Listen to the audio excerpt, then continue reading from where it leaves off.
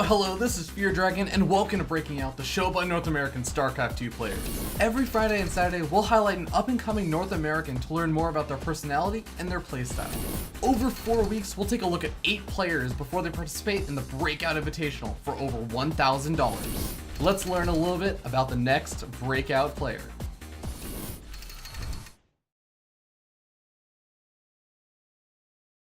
Hello, my name is Kif1re. I also go by the online name of Kif1re. Play Protoss, and I'm typically a top 100 GM.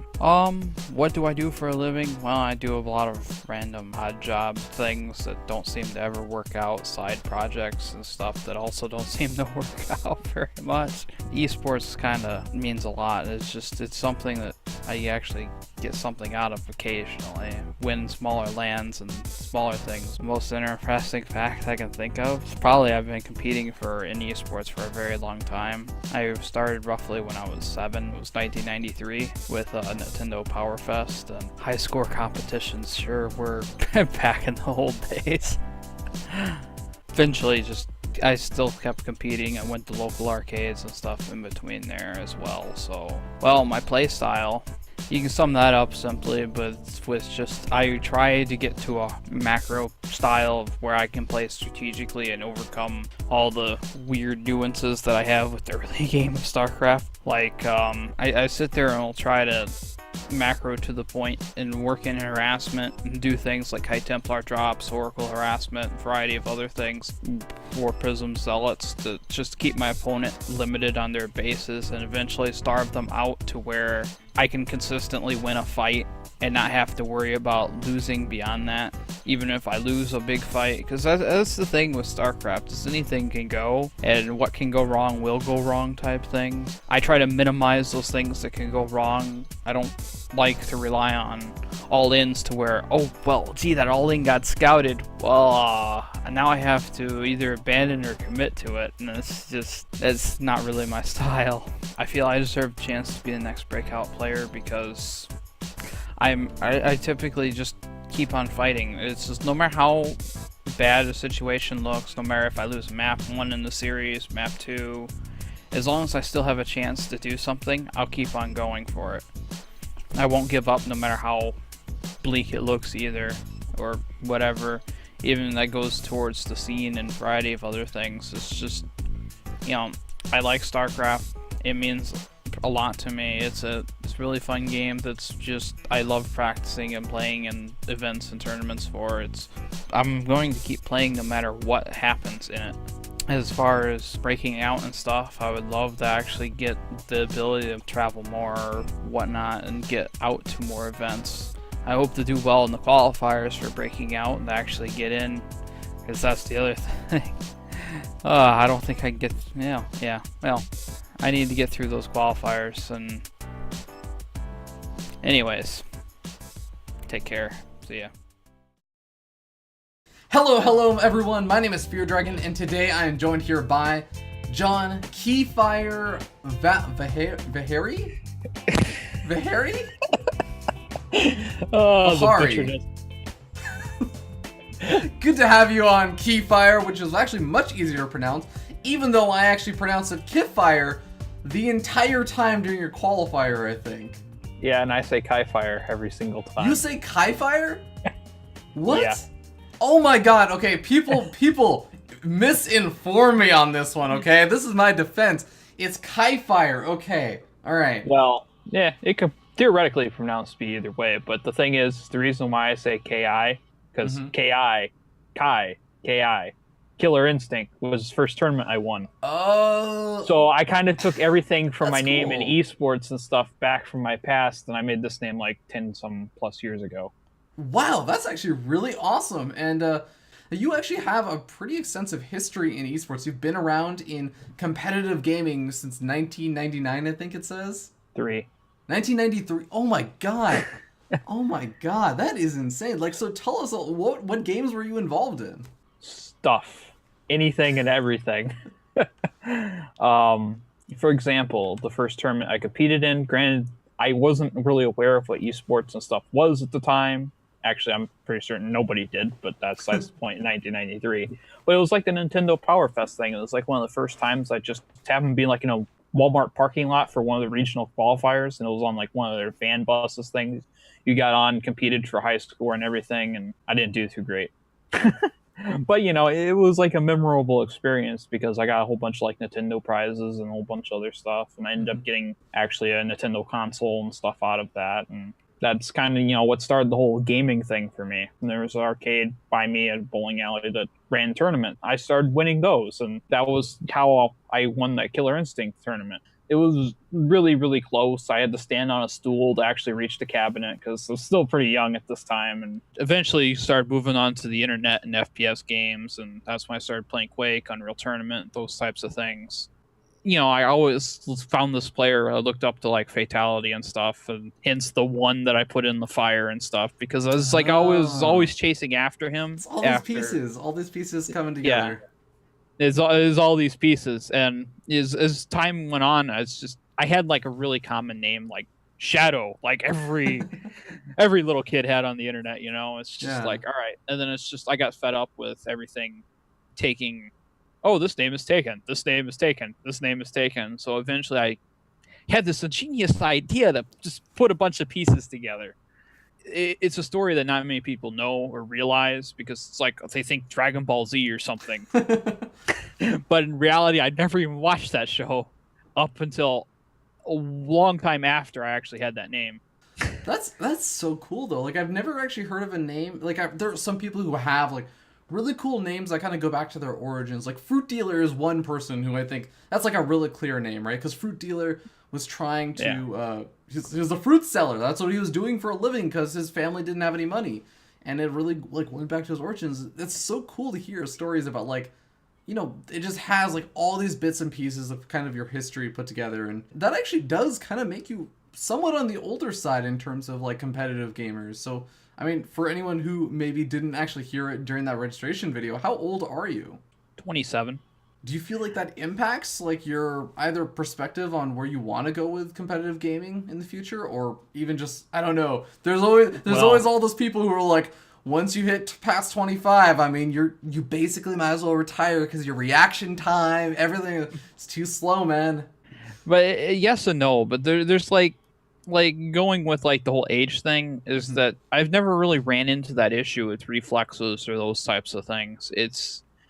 There's always the more responsibilities issues and those types of things that go with being older.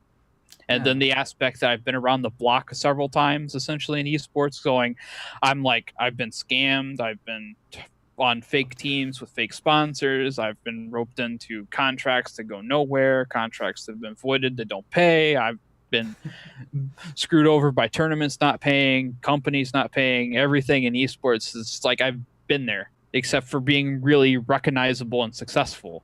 As we keep moving along after the FPS things, like you go into like my Command and Conquer career, like, all right, we got this team that's like super strong. We got like, imagine like having all of Kespa on one team. Razer sponsored us and all this other stuff. So we start talking about joining like a bigger organization to make ourselves bigger. But the thing is that they found out when they actually had contacts with Razer that we actually didn't have any sponsors. But we as players didn't actually know that because our team owner was mailing us prizes and stuff going, here, this is a gift from Razer. Congratulations, guys.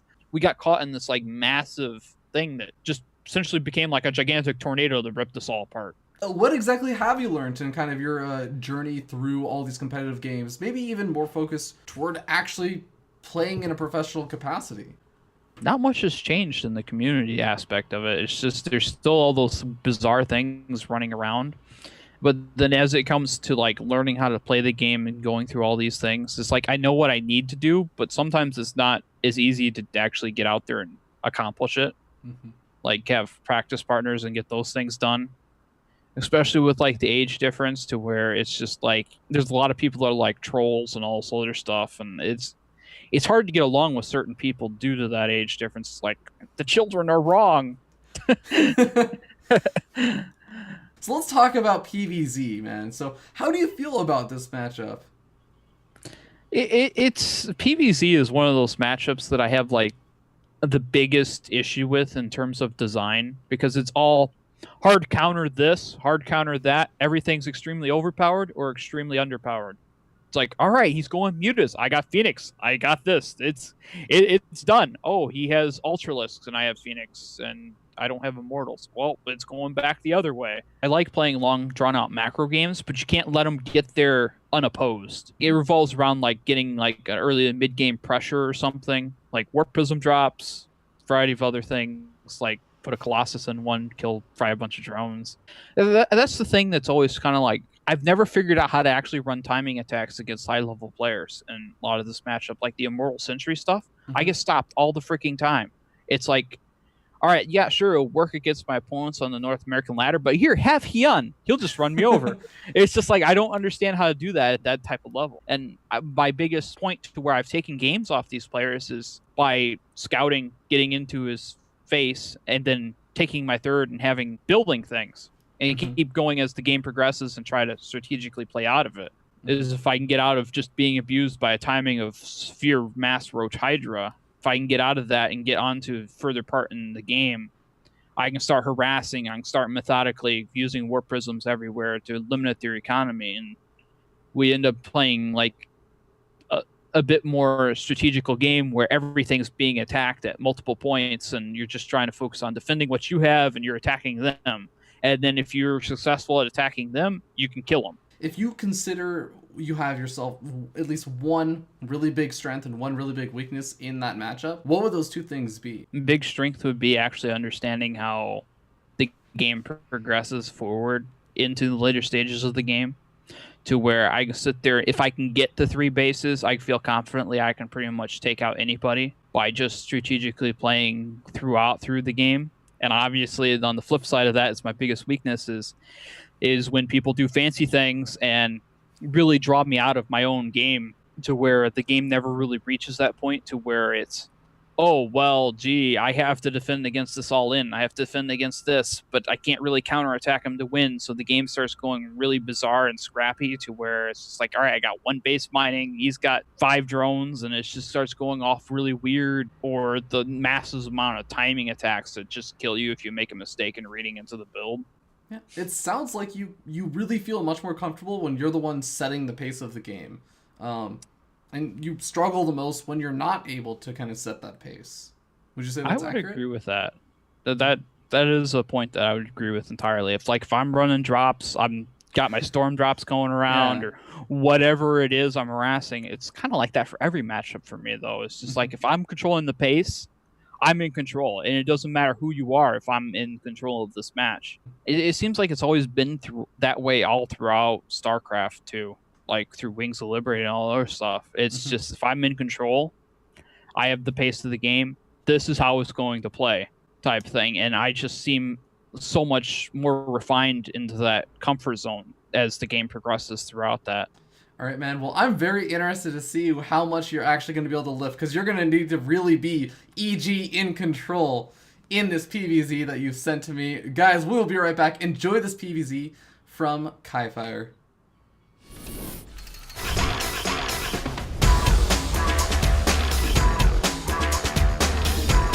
It's game time! Protoss versus Zerg. Hello, ladies and gentlemen. My name is Kif1re, and welcome to Breaking Out, the show about North American StarCraft 2 players that you need to know about. Today on the show, we're going to be covering the PVZ with Kif1re, but today, joining me as my co-commentator for today, is going to be the lovely and illustrious Muataran. Hey man, what's going on? It only took us, hour and a half, a little more to get this cast started. Actually, yeah, an hour and 40 minutes. We got on every tangent possible. Yeah, but including everything. We can talk about it in depth during the cast. I don't know what you're talking about, Brandon. We actually have Kif1re sitting by while we recast these games, and then we're going to jump into the analysis segment, and then we're going to go back to interviews. This is all actually happening live through the magic of amazing power. Like, this is just how good we are with production. Yeah, well, I mean, it's mostly me. Yeah, of course. This Breaking Out is the show hosted by Brandon here. Let's go ahead and jump in now. Let's go ahead and jump in and introduce the players as we spawn up here in the top right-hand corner of the map. Nimbus, top of the red Protoss player, representing no team but still a very strong player. It is going to be the highlight player of the week, Kif1re. And his opponent in the bottom left, he'll save your pictures, but he'll do it in bad quality, and they will degrade over time. We have JPEG. How'd you like the intro, man? I have to ask, they degrade over time? Yeah, every time you open a JPEG, it gets a little bit worse. Wait, are you joking? No, man, I'm 100% serious right Wait, now. how does that work? Why would opening up a JPEG alter... I have no idea, but this is what my uncle, who does this stuff for a living, has told me. So either he's going through the deepest and longest troll of his life, because this is like 6 years ago, or what I'm saying is true, and I'm pretty sure it's a mix of both. Okay, well, after this, we're going to have a long discussion about image formats, and I'm going to be doing research on this, because this is I don't know about. I think this may actually be your grandfather's, or your uncle's greatest troll ever, but JPEG over here is also going for a little bit of a troll. He's going for the 3 hatch before pool. This is a 4-player map, so you know what? This kind of makes sense, but he does have to be a little bit careful about any kind of early pressure that Kif1re could put on. Do you know what I do on this map? I build a cannon rush. Yeah, I cannon rush every single game, because every Zerg it's like, you know what I should do? I should go 3 hatch before pool. That's safe here. No, it's Kif1re. I think Kif1re's gone for a gateway expand, but he may go for a fake out cannon rush and try and force a reaction. That's pretty good. I don't know if it's really worth it though, because the expansion's already done. That's true. So JPEG like pulls some drones, and then he's like, oh, okay, it wasn't. Oh, just transfer him. Yeah, it's just like he's manarding. I love that.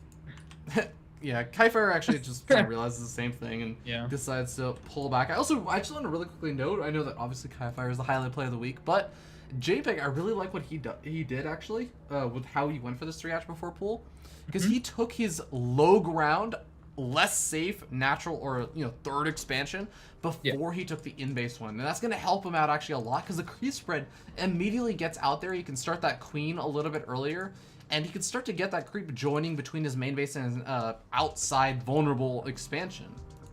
Yeah, I really like plays like this. It's just something really good, and you'll see a lot of silver zergs or even like diamond and masters not do this, and they'll not understand why they can't hold their third. Well, if you had creep there, which is actually one of the most important things in holding, or even just as a zerg player, it's just one of the most important things you have. One of your best tools. You just need creep as much as you can, and having it so early at your natural, or what would be your third, is really important. But I do want to point out what Kif1re is doing here. He's going Stargate. Do you think this is going to be Oracle or Phoenix? Really quick, go. I think it's going to be Oracle, just because that has been a much more popular thing as of late. We are going to be seeing a Phoenix come out, because I said it was going to be Oracle, and I can never be right, actually. As a commentator who normally is doing play-by-play, I will never ever be right about anything I ever say in StarCraft. And that's why we have the analysis segment after this, so that all of the misinformation I tell you can be dispelled immediately. Yeah, so what do you like? You said you like the Oracle better on this map. No, you know what? I don't like the Oracle better. I actually really like the Phoenix better, and I'm actually really happy that Kif1re is going for it. But we have been seeing a lot more Protoss players go for the Oracle openings regardless. So this is at least one thing I can say. All right, I might not know the full reasoning behind it. I can't really explain it as well as probably Kif1re will. But I really do like the Phoenix openings, just because the Phoenix openings, you get that guaranteed damage on the Overlords. You get that immediate ability to take out the Overlords before they get that full retreat off all the way back home. And the Oracle, I always felt like, after the Spore Crawlers come up, it's really hard to do some good damage with them. Whereas the Phoenix, you can still pick off a Queen or, a drone or two here and there. Yeah, I agree. I think Phoenixes also have the ability to snowball like Oracles just don't. Yeah. If you get 6 Phoenixes, that was not great control at the Phoenix there. He put it in range of the Spore Crawler as he lifted up, but the Phoenix lives, so it's okay. But I like the fact that Phoenixes can snowball, and you can just, if you're getting a lot of damage done to your opponent, and you're killing, like, I don't know, Overlords all over the place, you're picking up drones and even killing their units, you can actually just throw down gates and go kill them. There's a little bit of a pressure here at the third right now from JPEG, but it's not going to do much. Kif1re just sends out a Stalker, who challenges 4 Zerglings all on his own. What a brave Stalker. Hey, it works, man. He actually forces those Zerglings quite a bit far back, and the Phoenixes continue to do nice little bits of harassment. and keeping all of them alive. Oh, actually, he might be able to get a queen pick off over here. This could be a really, really nice over here. It's going to be delaying a lot of those larva injects. That queen actually should have been larva injecting right there. Oh, it actually tried to go for the larva inject at the absolute last second, missed the opportunity, and now another queen man. that came in to back it up. Oh, it's going to get taken out as well. Maybe? It should. There's definitely energy on this There's Phoenix. gonna be enough energy for transfuse. In 1 second, he dies a little bit too early, and Kif1re making magic happen with just these 3 Phoenix. This is what I really like about Phoenixes, and even just with 3 Phoenixes right now, he's killed 2 queens, he's killed a couple drones, killed some overlords. He's gonna get another overlord here if he commits, and a 4th Phoenix coming in, so now he's gonna be able to pick up queens and kill them in one shot. And man, energy. JPEG is, He needs the energy. he's got it on the one that just got there. He's just wasn't using it. But anyway, JPEG hasn't really dealt with this very well, so this is the thing, the snowballing we were talking about. Yeah. You can't let this happen. You need a Spore Crawler. You need to keep your queens on hold position so they don't chase Phoenixes. This is not good. Oh man, this is Not actually good. really painful. He's lost, I think, 4 queens now. He's down to 2 because he's had to reproduce them. This is actually setting JPEG back a decent bit, I think. He's also kind of delayed on a lot of these larva injects. One of his queens has 50 energy as natural expansion. His in-base natural, and is just kind of delayed on those larva injects. In the meanwhile, I have to hand it to Kif1re. He's still been like doing his good old macro behind us. He doesn't have a lot of units out right now because obviously he's been investing in these Phoenix. But he still has his 3rd expansion. He has his tech up. He has, you know, robotics bay already finished up. He's getting up his thermal lance, getting up Colossus. I really like Kif1re's position right now, especially because he's forcing out the Hydralisk tech now. Yeah, do you see this? This is like an 11-minute hive or 10-minute Oh my hive. god, yeah, what? It's like almost done. What is this? Is he just gonna go super fast Vipers to try to pull these Phoenixes on top of You know Hydras? what? I don't think it's necessarily. It could work for the Phoenix, but Right. this also might just be a bit of a metagame kind of expectation of, you know what? Generally, when a Protoss player opens up with Phoenix, the most natural thing for a Protoss player to follow it up with is Colossus, because the Phoenix force out Hydralisk, right? And you can see JPEG has been forced to make a lot of Hydralisks. So one of the big issues is that by the time you get out a large number of Hydralisks, your opponent has a lot of Colossus. The Colossus just rip apart the Hydralisks unless you have Vipers to pull those Colossus in. So I feel like this actually just may be an early preemptive response to the Colossus tech. Okay, yeah, I'll buy that. He's making Vipers right now, and those are quite good against the Colossi. The thing is, Twilight Council's already done. He can throw up a Templar Archive as soon as the Vipers are scouted. And with 5 Phoenixes, I imagine he's going to scout this pretty quickly. Like, he's going to see a building at low health and be like, I wonder what you did. Did he attack move on his building? Or are there Vipers? I mean, he actually has seen the Hive building, so he should have knowledge of this. And right now, I also have to hand it to Kif1re that he does have +1/+1, or his armor weapon or armor upgrade is about to finish up. But he's going to have some decent upgrades. In the meanwhile, we take a look at where JPEG is. He's actually teched up so unbelievably fast. He's also gotten up a 4th expansion, but it's been at the cost of being able to get any kind of upgrades up. Oh man, JPEG is now supply blocked again because these Phoenixes are just killing overlords. One of the Phoenixes goes down, but I mean their damage is already done. There's only been 2 Phoenix that have died so far. This has been some great control by Kif1re. Have 2 died? I thought only 2. Okay. I didn't even realize he'd lost one already. I thought he just made 5. We just see a Templar Archive is about to finish here, so Templar are going to be out for these Vipers, and really, that's the counter, and that's why I don't really like Vipers that much in this matchup. Like, they're okay, but if you give good feedbacks, they just do nothing. Like, they literally just fly in and die. They're like, alright, I traded 50 energy for your 100 gas unit, or whatever a Viper is. I don't even know. I've never built a Viper. That's totally fair. Now, JPEG is going to be moving around the map right now, but the Phoenix is still being annoying. Oh my god, they're at the 4th expansion. There's no Spore Crawler over there. Oh god. Kif1re had a little bit of overly getting into the role of a Phoenix, where every single Phoenix lifts up the drone and none of them are dying. That's pretty funny. It's always good to see, or funny to see that happen. But here we go. We've got a big attack at the front. 3 Vipers, a couple Roaches, but most of this is Hydras. He's really going to need the pulls. The problem, 4 High Templar here ready with feedbacks. Oh man, is Storm just... Oh no, Storm's about to finish. It's being not Chrono Booster right now. I just assumed it was. This is actually a little bit awkward. He really needed to have those rocks knocked down immediately, because right now he's going to have this awkward situation where he tries to move down the ramp to defend his 3rd expansion. He needs to move down the ramp to defend his 3rd, but at the same time he's going to be moving through that choke. It's been very, very difficult for him to do that, and you can see right now his hesitation in actually doing so. Yeah, I love that JPEG is just using a little bit of his army to do this, but here we go. Oh, there are the feedbacks. Nice feedbacks go on. None of these plots are going to be pulled. wow, these Colossi with, what, +1 attack, almost +2, are just tearing through these Zerg units. This is brutal, man. What's happening? I don't actually know, though. He lost his 3rd expansion. He's lost all of his gateway units. He keeps the Colossus count alive. That's going to be so unbelievably important. And he does have actually a lot of gateways, so he can follow up. He needs to go for a big push out, though. He has to get some damage done after losing that 3rd expansion. Yeah, he really does need some damage here, or at least like a quick 4th to try to make up for it. But really, he just dominated that composition so much. Yeah, he lost all his gateway units, but who cares? He kept his Colossi. Those are the expensive units. Lost some Templar as well, but again, it's not that big of a deal. You can just remake Templar pretty quickly. They're less gas than Vipers that they just fed back, and you know they didn't get Archons or anything out of it, but still completely worth it. Now back up to 4 High Templar, so going to be able to do a lot of good storms and a lot of feedbacks. We do see Vipers are still in construction, so you know JPEG's just going for it. He really likes this comp. I don't, but yeah, he's adding on a lot more roaches though right now, which I think is gonna behoove him because the Hydros, they're nice. They add in a lot of DPS, but if you don't have that tank ability versus those Colossus or the Stalkers, it can be very, very difficult. But oh, hold that thought. We may see a lot of these Zerg units getting caught a little bit off guard, although there's actually a lot of roaches over here. I'm not sure if this can be a good engagement for Kif1re. Good storms go down, though. Yeah, the storms are okay, and immediately making Archons. I feel like these High Templars should just stayed High Templar. It's like they weren't going to die. And he just needs to have feedbacks for these Vipers. Now there's 3 Vipers here. You're gonna pull the Colossi. The question is there enough to kill them fast? There's 5 Colossi here. It's so many. I don't think there's actually enough to kill him. He needs to get out more units, and that's kind of part of the reason why I think he threw down the Blinding Clouds right there. He does get 1 pull off. This Colossus now retreating back home. Oh, wow. He actually makes it out without taking a single hit of actual hull damage. Yeah, that's a pretty big deal, actually. Using all that Viper energy did not really do anything. It's like, I took out the Vipers!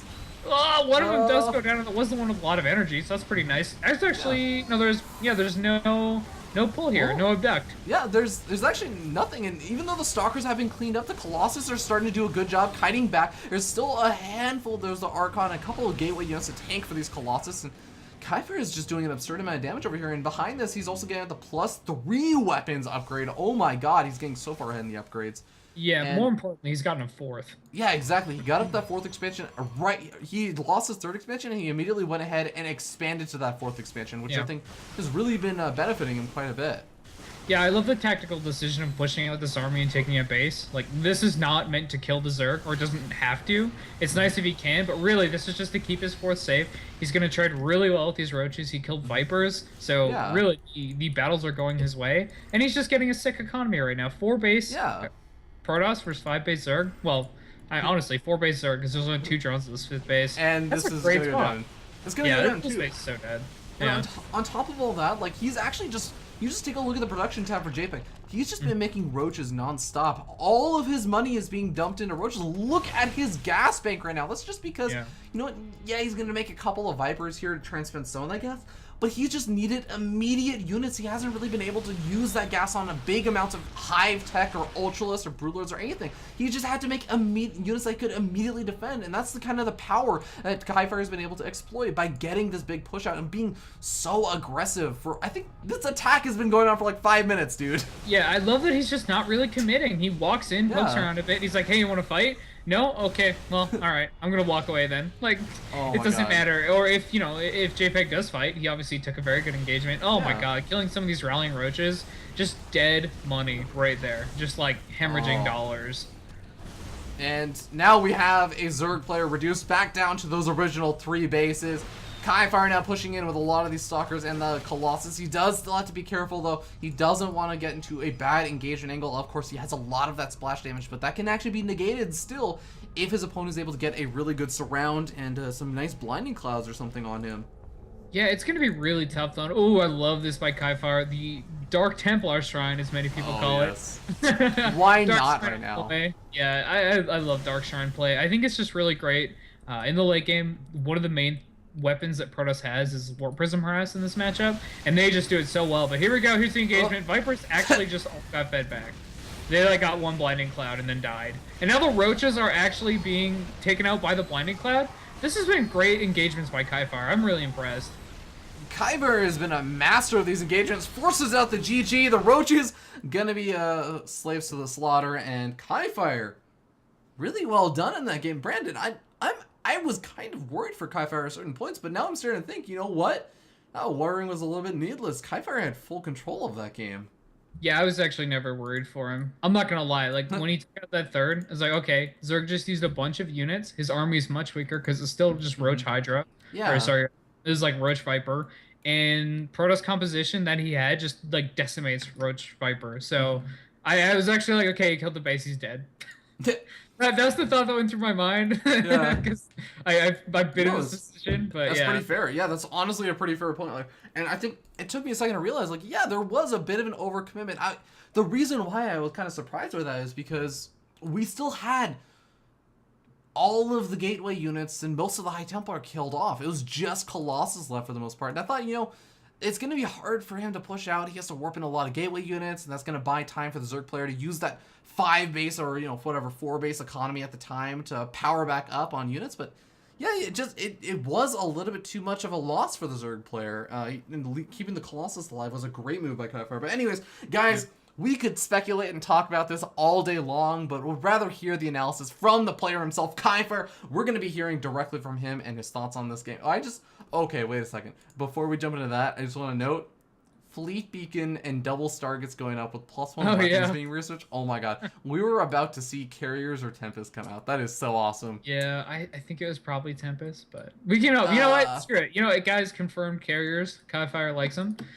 He was going to go for Carriers in this game. I know this 100%. Yeah. And, you know, we didn't get to see it, so I wish JP hadn't tapped out so soon.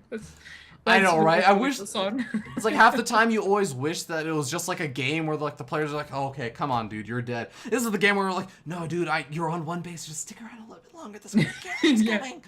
Anyways, guys, we're gonna jump into the analysis section. Don't go anywhere. We'll be right back.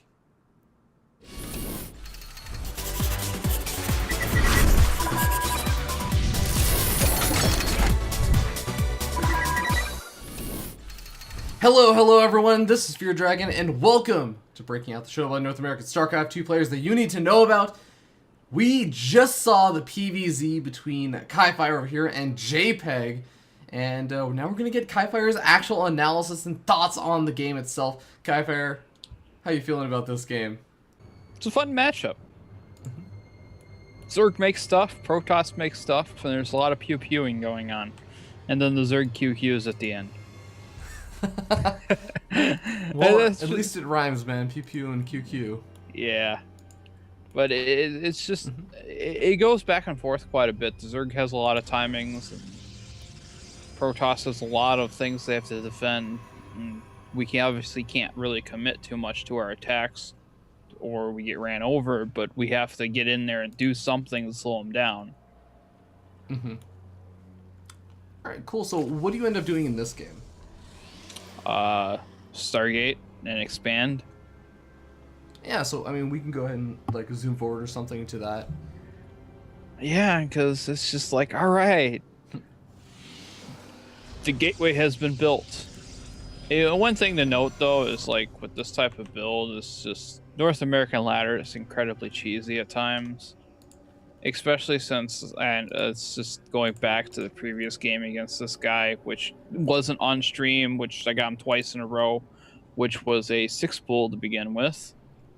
So, obviously I opened gateway and trying to be safe, and since I didn't scout him, I threw down a second pylon, and it just keeps going. Eventually I scout him, and it's going, oh, it's 3 hatch. Oh, okay, well, Nexus. Yeah, so I mean, after you see like it's a 3 hatch before pool, like you said, you were playing a little bit on the safer side. Are you at all worried about like falling behind, or are you thinking about like, is there a way that I can punish this 3 hatch before pool? Punishing it, there is no way to punish it. I mean, even if I had because my Cybercore, I went for Nexus and then Cybercore and all other stuff. There's no way for me to get across the map to actually do anything with it. The biggest way to punish it is cannons and a variety of other things, and if I don't have a forge, it's not happening. Okay. So you go for the Stargate, and is this just something that you just generally enjoy doing, or are you kind of saying like, okay, well this is one way at least I can put some pressure on? Is it map specific? What were kind of your thoughts on that? It's something I enjoy doing. It's something I like watching my favorite players do.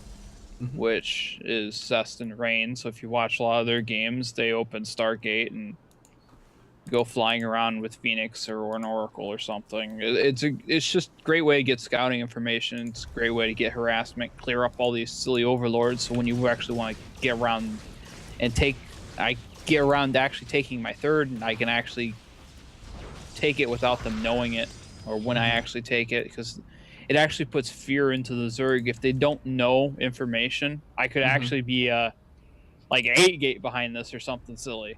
Yeah.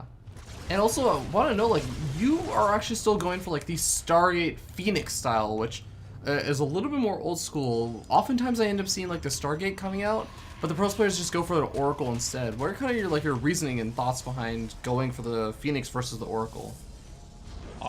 Preference. Okay. I mean, I go for the Oracle, too, but you can only pick one in a game.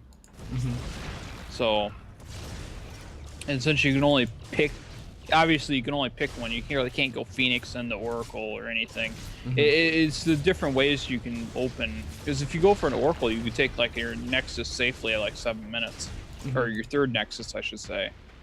But Phoenix allows for this longer harass, which is one thing I do in this game. Is it allows for that multitask and everything else. Obviously, I just picked off like 2 queens in this replay so far. Yeah. And a bunch of drones, and it just allows for this constant harass, constant scouting information. Because basically with these Phoenix in the base, I see everything. I'm keeping the Zerg supply block. I'm really just overly outplaying the Zerg at this point in time, which is something that's so incredibly nice in the realm of PvZ, because it's like I did lose a Phoenix a little sloppily, but I mean, it's just I've killed 15 units so far. Yeah. I would say it's working out really well, and it does go to show kind of your multitasking ability, being able to outclass your opponent in that sense. All right. Well, the follow-up from you, it looks all honestly pretty damn standard. It's a Colossus follow-up. When you go for this kind of style, oh yeah, go ahead. Well, we can continue where you were going. I'll say whatever I was gonna say after. Oh, well, I was just gonna say, like, I mean, the Colossus follow-up seems really standard, where you use the Stargate opening to force out maybe like a lot of Hydralisk or so, and then you got the Colossus to deal with the Hydralisk. Is that kind of what you were thinking? Yeah, but the thing is also with my Phoenix, I also saw the Hydralisk in upgrading. Right. So, I mean, it's not as blind or as like the way some people think it is. Like, you just go robo into this, because there's a lot of things you can get in trouble with. It's one of those issues that I've been trying to work into or work around in my play, is that, especially with this style, is that it's not easy when they can come with like a massive Hydralisk timing around 10 minutes or so. Yeah, and actually not only that, but like your opponent has also gotten up a pretty fast hive tech, as well as his 4th base. I mean, it's 12 minutes, the hive is complete, and there's already Vipers coming out. What are kind of your thoughts about that? I mean, you do still have the Phoenix alive. The only problem is it's near impossible to pick off actual Phoenix, or they have Viper with the Phoenix, because the Hydralisk protect them so well. But it's just, sometimes if you fly around into their base and their Hydras are out of position, you'll just randomly happen to catch a Viper wandering around in the middle of the map, which my multitask failed me there. I thought I actually got that. I did in this replay. But I'm still flying around actually killing things. I picked off 2 Hydras, and Yeah. it was just, I really thought I got that Viper when it flew past. Because a lot of the rally points with Vipers, Zergs just kind of fall apart on them. But that also gave me the information he has Viper. So I have my Templar Archives coming up, obviously, already. So Yeah, so that was a pretty fast reaction. Like, you saw the Vipers and pretty much started going for the Templar Archives. You start getting Storm out, but right now, I mean, your opponent is kind of, besides the Phoenix harass, has been able to kind of sit and do what he wants, which does mean he's up at 82 drones, he's on 4 bases and everything. Do you feel like there's a certain point where you kind of just have to say, like, I need to push out and do something, or my Zerg opponent's going to be just out macroing, or just have the ability to kind of outproduce you? I mean, you are down right now a good 60 supply. You know, it's not that big of a deal at this point. And the thing is, if it's push out, if you think in the logic of, oh, I have to push out at this time, it's, oh, well, you know, you really can't push out against a Viper player. And especially with the sizable army, because I'm a little choked up in here. And, Oh yeah. I mean, this whole little choke area is what's keeping me alive for this point in time. Not really looking at this replay. I really should have added on more gates a lot sooner. I was really getting my economy really strong. Yeah. Well, you do finally have your gates up, and your third Nexus is actually getting focus fired down by all these Hydras and Roaches. You take I remember you do take a pretty good engagement over here, but losing that third expansion, I mean, does that concern you at all? Not with the way my economy looks in this game. But the thing is, yeah, it does concern me. But the thing is, my Colossus lived, everything lived. So, I mean, I have the money to rebuild it fairly easily, and my probes didn't die either. So, one of the things is, like, if you're trading an army for a Nexus or something, having the probes live is huge. Yeah. That's the big thing that I really care about, is my probes surviving. Okay. It's just, you lose like 40, 50, or not, but like 20 probes that was mining at that base. If you lose them all, it's kind of, it really hurts. Yeah. No, that definitely makes a lot of sense. Well, you do have, again, as you were saying, like your Colossus alive. At this point, when you've killed off your opponent's army, I mean, you're sitting here and taking a fourth expansion. I know a lot of Pros players would say, like, okay, well, since I killed off their army, it's time for me to put on counter pressure and, like, take this army that I still have alive and go for an attack. You're being pretty patient about it. Like, you're warping a couple more rounds of units, you're gathering up your forces, you're getting a fourth expansion. Is there a reason why you don't really feel a whole lot of pressure on this? Besides the fact that I'm attacking and have 4 storms just landing and completely obliterating them. Yeah, but yeah, I do counterattack once I just secured all my secured all the angles of the possible remax, because obviously the Zerg's on Hive Tech, so it means he can have Vipers again. I see, yeah. It's Vipers again. I have to get High Templar, and if I have High Templar, I might as well wait till I get Storm, and it's just... And now he has his Vipers back, and... But see, I have all my Colossus alive from the earlier parts of the game still, so it's just... I'm still just eating up and controlling positions of the map. Right, and I really like what you were saying about, like, kind of just accounting for the potential remaxing of the Zerg player. Like, you don't really know what he was going to remax on. Could So have been like, Ultras, could have been Brood Lords, it could have been anything, because I haven't been scouting beyond what we actually were fighting. And since I had a big bank, obviously if the Protoss has a big bank, the Zerg has a big bank. So... Yeah. Well, one nice thing that's kind of going in your favor also is the upgrades. And, I mean, do you have anything to say about the upgrades or at all? Like, it's just kind of cool that you're, like, already getting +3. He's, like, barely just gotten up +2 weapons. It's kind of what my Phoenix slowed him down with. Is he kind of went for armor, or I mean for units, as opposed to getting upgrades. And I mean, he only had the 1 Evo. So, granted, I only have the 1 Forge, but I've been constantly chrono boosting into it. Whenever one upgrade finishes, I get another one. And that's been pretty constant. Oh, so one thing I noticed is when you go down here to, like, pick off that bottom expansion, is your army, like, in a weird sense, is kind of really far out of position. Were you at all concerned about, like, counterattacks during that time? When you make those, like, big sweeps down and, like, really out of the way to pick off an expansion? Well, if he counterattacks me, I counterattack him. Okay. And if it gets really bad, in another 20, 30 seconds, I'll have a recall. So... Yeah, that's fair. But it's one of the things, of the reasons why I should be getting a Dark Shrine here. I don't get it this game, but typically I'll have one. And you just... Dark Templar are so strong in defense, unless they bring an Overseer. And... Yeah. No, I'm pretty sure. I know. At least in some of the other games, you do usually get the Dark Shrine.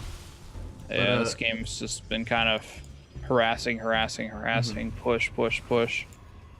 control the areas of the map with my army because it's stronger, it's higher upgrades.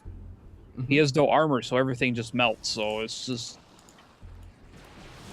Yeah, and I mean, not only that, but like at this point, he's basically reduced down to like a pure roach army with a couple of the vipers mixed in. So, and in a lot of senses, you're kind of just like outclassing in terms of unit composition at this point. Good blinding clouds go down though. yeah, but like literally, I think I lost my first Colossus this game. Oh my god, is that the case? Yeah, wow, that was the first Colossus that died. I mean, there's like been like 9 Vipers or so, or how many? Yeah, 9 Vipers have died. 168 roaches. Oh man. That's just all just control off of hitting the feedbacks and hitting the. Basically, it's just the Viper thing. It's like I like it when they go Viper. It's just Vipers can get frustrating when it's just like, oh, I got that feedback off, and then the tongue just comes out of the middle of nowhere. The Viper's dead and exploded, and it's just, what, really? You know? Yeah. Because they don't have that delayed cast animation. It's instant. It just always looks really funny. But Yeah. I like enjoy that micro battle between the two of them. Yeah, definitely. Well, let's go ahead and bring it back to our cameras. And I want to ask, like, do you have any other kind of final thoughts about the game or how it went? Like, any cool things that we didn't really get to talk about? Besides, I think that was my worst played game that I submitted. Well, I do appreciate your honesty, and no worries, because we're actually going to be jumping into your Protoss versus Terran match against a Major. So, guys, don't go anywhere. We will be right back.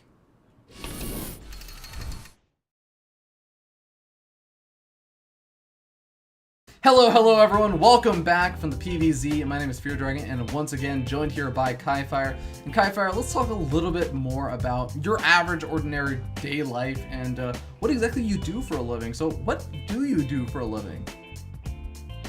I'm unemployed. Hey! Yeah. So I spend a lot of time trying to apply for things and play more StarCraft. Which I guess isn't all too bad, but Yeah, I mean, do you have any kind of like jobs specifically that you're looking at or trying to apply for, or are you actually just maybe trying to take some time off and really make this whole like competitive gaming thing work? well, that was kind of the original plan when StarCraft 2 came out, but that was 4 years ago. Yeah, oh, that's actually kind of a painful laugh, but okay. But yeah, it's just I have like a degree in computer programming, so I've been trying to find something along those lines, and it hasn't been quite going too well to find a job that actually will pay me. Like I've had a job at a few esports sites, like, oh, we may pay you or may not pay you, and then it's just like, oh, this is going terrible.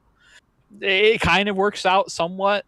That's like, yes, I just made some money on doing something I liked, and then it's just sometimes it's like, okay, well, I did something, but didn't really get anything out of it.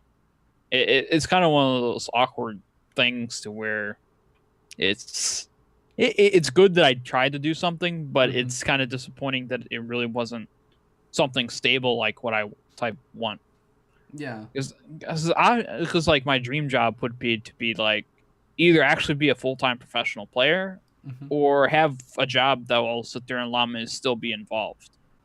But I can't really find a job, period. So I kind of have to really go with what I can get at the time. So I mean, you said like you've been trying to do like the sort of full-time esports / StarCraft kind of thing for 4 years now. I mean, where has financial stability come in during those 4 years for you? It hasn't. I appreciate the honesty then, man. It sounds like it's not it's just like, topic. Yeah, sure, I've won a bit of money, and it really hurts when like a tournament doesn't pay out because I'm like owed like $800 and like various online cups and things are very shady. I have won several tournaments throughout StarCraft 2. That's just, it kind of helps, but somewhat, and I've had to kind of live with my parents a bit, just try to get back on my feet after all of these unfortunate circumstances of actually not being able to find a job, having a job, and then not really getting anything out of it, or having a job, then having it only last for a couple months because it was like a seasonal type thing or Yeah. whatnot, and it's just that's where the stability kind of really falls apart. It's like, all right, you got a job that's guaranteed for 3 months. Well, 3 months are up. All right, that's it. Yeah. Those 3 months go by fast, man. Yeah. So I guess also kind of like on that similar note, I was gonna ask you, how do your like friends or even your family, how do they feel about your involvement in esports? Are they supportive of it, or are they maybe like less inclined to be supportive about it? My parents are fairly supportive of it. They know that there's potential to do stuff with it. They know I enjoy it. My dad enjoys watching it. If it's like a local event or somewhere close by, my dad will come with me because he enjoys being there, and it's just he enjoys trying to support me emotionally or whatnot while he's there, and you'll sit there and be cheering just as loud as everybody else is the oldest guy in the room, but still he'll be there. Do you have any sort of plans of like, I don't know, time limits that you put on yourself of how long you're willing to try and stick around in esports? Do you feel like it's maybe impacting your job life at all? Or like To a point, but a lot of the opportunities that I've gotten that have helped me with the whole job point have been from esports. So it's like if I cut myself off from that entirely, I don't think I would get any of those opportunities. So like if I don't find something soon, I'm going to go back to college for something. I haven't decided what yet, but I'm going to do it. Okay, that definitely makes sense. And on that note, let's actually talk a little bit about your PVT. Well, my PVT is one of those interesting matchups, unlike the PVZ that we discussed. Unlike the PVZ where you have to be up there and being aggressive, it's just an option in PVT. You can play entirely defensive and stay right up there with the Terran, and even actually get advantages out of just being defensive because the Terran will come to you. If the Terran doesn't come to you, you get 3/3 Storm and everything else, and then you come to them, and they're not going to be happy about that one. But you can harass with Warp Prisms and a variety of other stuff. It's one thing I always like, and it's like, all right, the Terran's moving out. Warp Prism flies in. Yes, all right. Well, and then you see them scramble all the way back, and it's just, and if they don't, you do tons of damage. And you can just keep doing those types of things to the Terran to keep them down. But at least I don't have to sit there and do like a timing like you do in PVT or PVZ, I should say, or something. It sounds like you actually just say you're saying that you feel in control, knowing that it's going to go to a later game. Pretty much, because the Terran has to come to me. Yeah. Whether it be with an SCV pool or whatnot, they have that big option and fear of Terran, or Terrans fear that late game Protoss, to where they majority of the time they'll come to me, so I can sit there and control the pace of the game by being defensive. One thing that you do that a lot of players don't do, even if they do like to harass, you actually go for a lot of High Templar drops and Storm drops, and that's actually something that we don't actually see all that often. Can you care to explain like why you decided to do this when it seems like a lot of people don't really, or they kind of seem to shy away from it? Well, I think they shy away from it because it's a really heavy investment and it's very easy to screw up. So you lose the Warp Prism. Oh, well, gee, that's terrible. But if you get sustained out of the Warp Prism, like it gets away, comes back, gets away, comes back, you really, the value really adds up beyond what you can normally get. Like you get a Storm drop like 2 or 3 times out of the same Templar, you're obviously winning the game if you hit quality Storms in their mineral lines. Yeah, it's one of those things where High Templar drops really help with that type of style, to where you don't have to really push in there and win the game at that moment. Oftentimes when you go for that, you think about like 2 High Templars, might not seem like a huge investment, especially like 2 High Templars and a War Prism, but oftentimes you think about it like 2 Storms, or even like say 3 or 4 Storms, if you've built up energy on those High Templars, that can make or break the difference in a fight. Do you ever feel like maybe sometimes when you go for those type of drops or those harassments with these very high investment units that can really change the tide of a battle, that you end up kind of losing out in the actual engagements if your opponent decides to push out? Yes. All the time. It's one of those things I was just talking about. Players would rather have it in their army. But that's one of the nicer things about like the Warp Prism, is assuming I don't do something stupid and lose it, and those High Templar built up energy, you can actually fly it back behind their army and attack in the fight if you sit there and feel like you can't hold on. If you had to identify one big strength and one big weakness in the matchup, what would those 2 things be? In PvT, it would be scouting early game. If your probe scouts too early, you see Iraqs and nothing else. If you probe scouts too late, when they actually have their tech down, they're completely walled in. And when that happens, they can be doing anything. And it could be like a 3-rack stim timing, 5 racks mass marine with SCP pools and all this other stuff. And I play extremely greedy.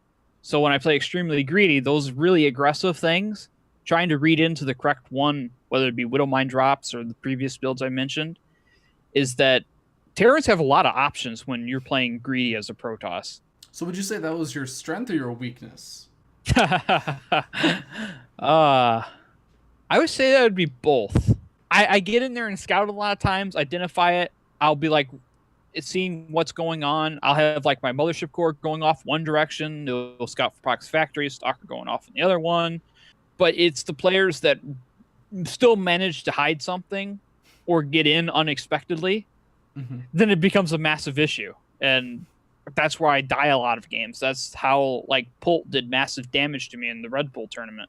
It's like, all right, it's Nimbus. He's got a 3-rack stim timing. I don't know it. I have the tower. He walked around the tower. So next thing I know, they're in my base and my mothership core is slightly out of position on Nimbus to where I already got the overcharge of my main.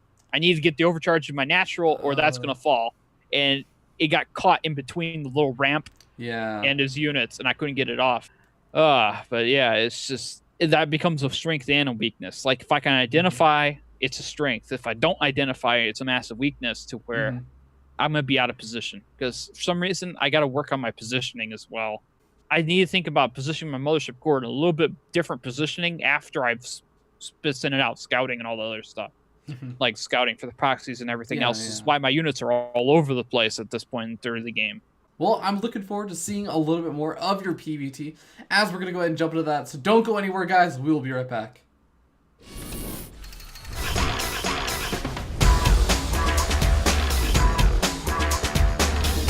It's game time! Protoss versus Terran. Hello, this is Kif1re, and welcome to Breaking Out the Show by North American StarCraft 2 players that you need to know about. Today on the show, we're going to be jumping into the PVT from the day of Kif1re. Joined with me today is, of course, Brandon Mwataron. How you doing, man? I'm doing well. You know, eventually you're gonna get my name wrong, because you got it right actually every time. God damn it. Yeah, I'm trying really hard. Like, it's hard to come up with a good name that's similar to what your name actually is, but is totally wrong. Yeah. It's actually surprisingly hard. One day you're gonna be like, well, welcome the man named after a mushroom. Morale. Well done. Welcome, John Smith. Jon Snow. Wait, he was on, right? Jon Snow? Jon Snow was on. He was actually on last week. Yeah, it was a ton of fun to have him on. I have a lot of respect for him because he picks names that everybody can pronounce. Everyone can pronounce Jon and Snow, unless, I don't know, maybe Koreans might have some trouble with that one or something. Jon Snow. Whoa, Wait. let's not go into the racist territory here. All right. Racist if it's true. Wait. Let's go ahead and jump and introduce the players as we spawn down here in the bottom left-hand corner of the map on top of the highlight player of the day. He is currently teamless, but that does not make him any less of a badass. It is going to be Teal Protoss player Kif1re. And his opponent in the bottom right of this here map, we have Windy. I mean, Prince. No way, it's Major. We have Anna Prosser. Yeah, was it seriously him? We didn't confirm that, so I didn't use it. Also, I think it's kind of douchey. That he used it. I'm somebody in chat or like in the YouTube video comments or something. Please confirm. I'm pretty sure that Major for a little while used the handle Anna Prosser. I'm almost positive he had an account named Anna Prosser. Yeah, Someone please confirm this. Also confirm that the reason he deleted it is because Jeff beat the shit out of him. It was just like Stefano. Jeff Robinson actually punched Windy into retirement, except Major is still playing. Yeah, he punched Windy into retirement, but not Major. Exactly. That's the reason why Major keeps changing names, because. Yeah. Anyways, let's talk about this opening over here, dude, because we actually have Marines coming out, but the gas guys was taken nice and early for Major. He's actually going straight up to the factory. This is a pretty unorthodox way to open up. We've seen it sometimes, but not that often. Dude, I don't even know what this means anymore. I know it used to mean like a quick Hellbat drop, or sorry, yeah, Hellbat drop, but that was like beginning of part of the storm. So these days it can actually mean fast starport. So usually it still will mean some sort of drop. So I expect to see starport being following up, but oftentimes it's either one of two things. It's a Widow Mines or Hellions. It looks like a Widow Mine's going to be more likely, just considering there's a Widow Mine coming out. Shh. They don't know. Logic. Tab. Don't tell anybody. Kif1re might hear us in the past. Yeah, guys, I think he's gonna go for a Widowmine drop. We have no confirmation of this. You hit the production tab, right? Yeah, I do. Okay, cool. Yeah, so there's actually no information that could possibly be gained other than my brilliance. Of course. And with a handful of these Marines out, we do have the first starport or the first medevac going to be coming out, and actually a Hellion following this up. So this is actually kind of cool. What Major's going to be able to do? He doesn't have a reactor on this factory, so that means that he can't make like 2 Hellions immediately. Yeah. But he can actually boom!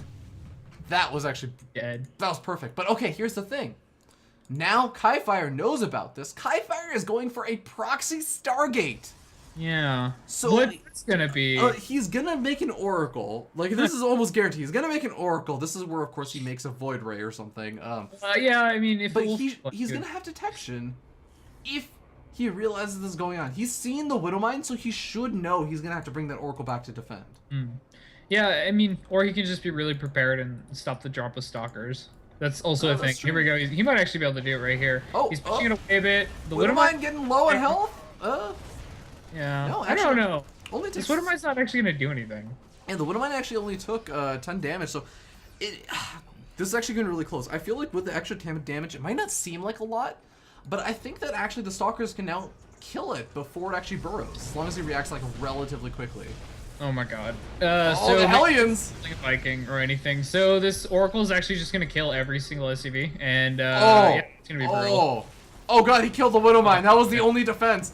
Yeah. The Marines are just starting. There's only 2 Marines out. There's not even a point in trying to battle this Oracle with the Marines, because he's actually just gonna lose them immediately. Yeah, the Oracle's about right out of energy, but it's already 8 kills in, now 9. Kills them all the Marines! Yeah, that's the funny thing about Oracles. Like, you think Marines are the answer, but Oracles actually just kill Marines. Yeah, it's actually a beautiful thing. And this is a realization we made back in the day when MC actually came in. But Oracle going a little bit too far in, ends up losing its life. Kif1re does still have a second Oracle out now, and actually has a third one on the way. I'm actually wondering if this is because he wants Oracles to reveal the Widow Mines, or if he's actually just saying, you know what, you don't actually have that many Marines, so I could probably do more damage. Yeah, probably. Like, there's a Viking on the way, so I don't think he's actually gonna get too much done with this. That Oracle had a chance to kill an SCV, waited too long, and the SCV ran away, and he looked for it. It was just pretty funny to watch. But yeah, I think it might. Well, you know, he's got a robotics. It's like an observer is done already, so I don't think it's actually for detection at all. He just wants to get some damage in. One thing you can do with Oracles in this matchup, this is a build that is actually really old, but I've seen it still happen from time to time, is you go for 3 Oracles usually, you know, somewhere around there. So he's got, you know, he's made 3 already, 1 died, so he's got 2 left. And then you just keep the Terran at home. You keep it, you run in, envision the army, or whatever that one's called. Of it, and then you tech into High Templar off 2 base, and then you expand. And they can't push out because there's Oracles that'll kill every single SCV if they do. And you're free to not go for Colossus tech, and you just run right into Templar. So it's really nice, especially if your opponent's already made Vikings, which the Oracles generally force. Yeah. That's actually a really interesting way to put it, and that's actually a really cool style. I'd love to see actually something like that, but there's the Viking out over there. The Oracle's kind of just suiciding itself onto the SCVs. It's getting a lot of kills. Look at the workers killed count right now. We have 12 workers killed so far, 26 SCVs to 38 probes. This is getting a little bit ridiculous. We have another Oracle being made. I don't think that he cares there's Vikings out. Yeah, he's getting such good value out of these Oracles. I'm sure Major thinks now that the Oracles are all dead, he's like, alright, there's no way he makes more. Well, just so you know, he is making more. It's going to be pretty brutal if this Viking flies away, and it kind of is. I think he's looking for the Stargate, though. I mean, if he finds the Stargate, like, camps it. I think, yeah, he's camping out this area because he's realizing, you know what, the Oracles are coming in. They're just suiciding in on the SCV line. By that point, the Viking, the Oracle's already doing damage by that point. So he's going to try to intercept it, but this drop! This drop's not going to go well. Oh, man. Yeah, there's only a single Widowmine in here, so it's not. Oh wow! Ah! we both we both gasped about this thing about to die. I was just at a loss for words. This stalker might catch. Oh god, that was Oh, so wow. close. That was Yeah. so close. The Oracle, the Oh, look Oracle at made this it past the Oracle, come Viking. Yeah, this is gonna be so much damage. There's no protection here. Let's see how many kills he gets. 1, 2. Well, already at 4 kills. This has already been worth it. This has already been worth it.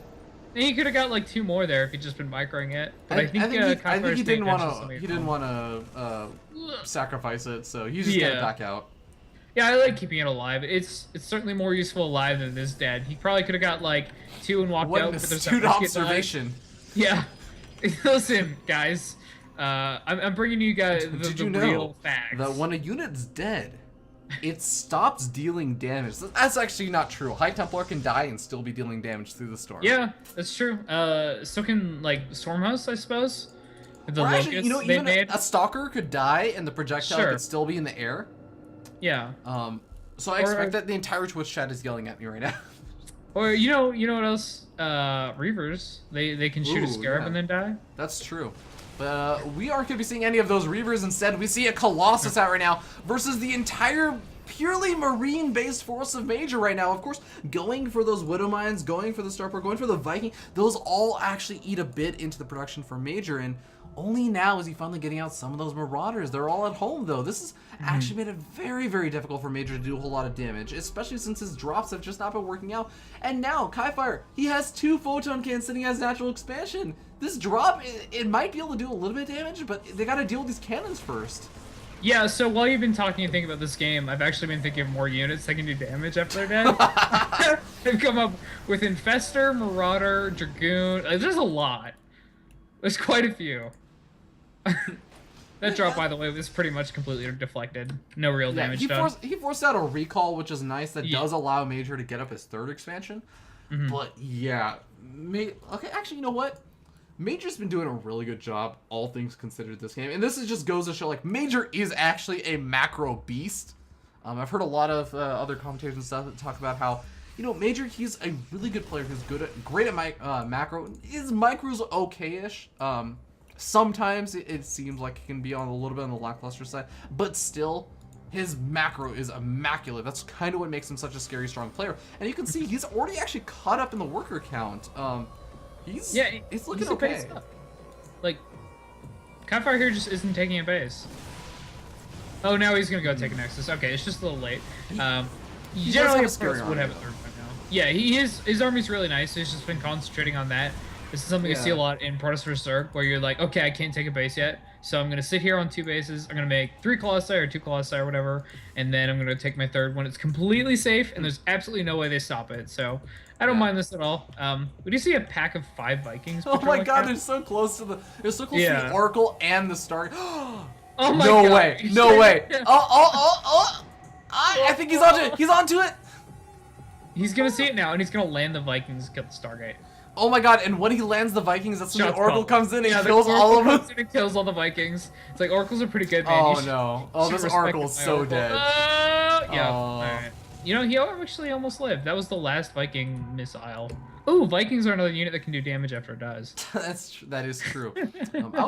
Actually, he's not going to land the Vikings and try to kill the Stargate. No, I thought he would. Like, at least land 1 and take out the pylon or something. Yeah.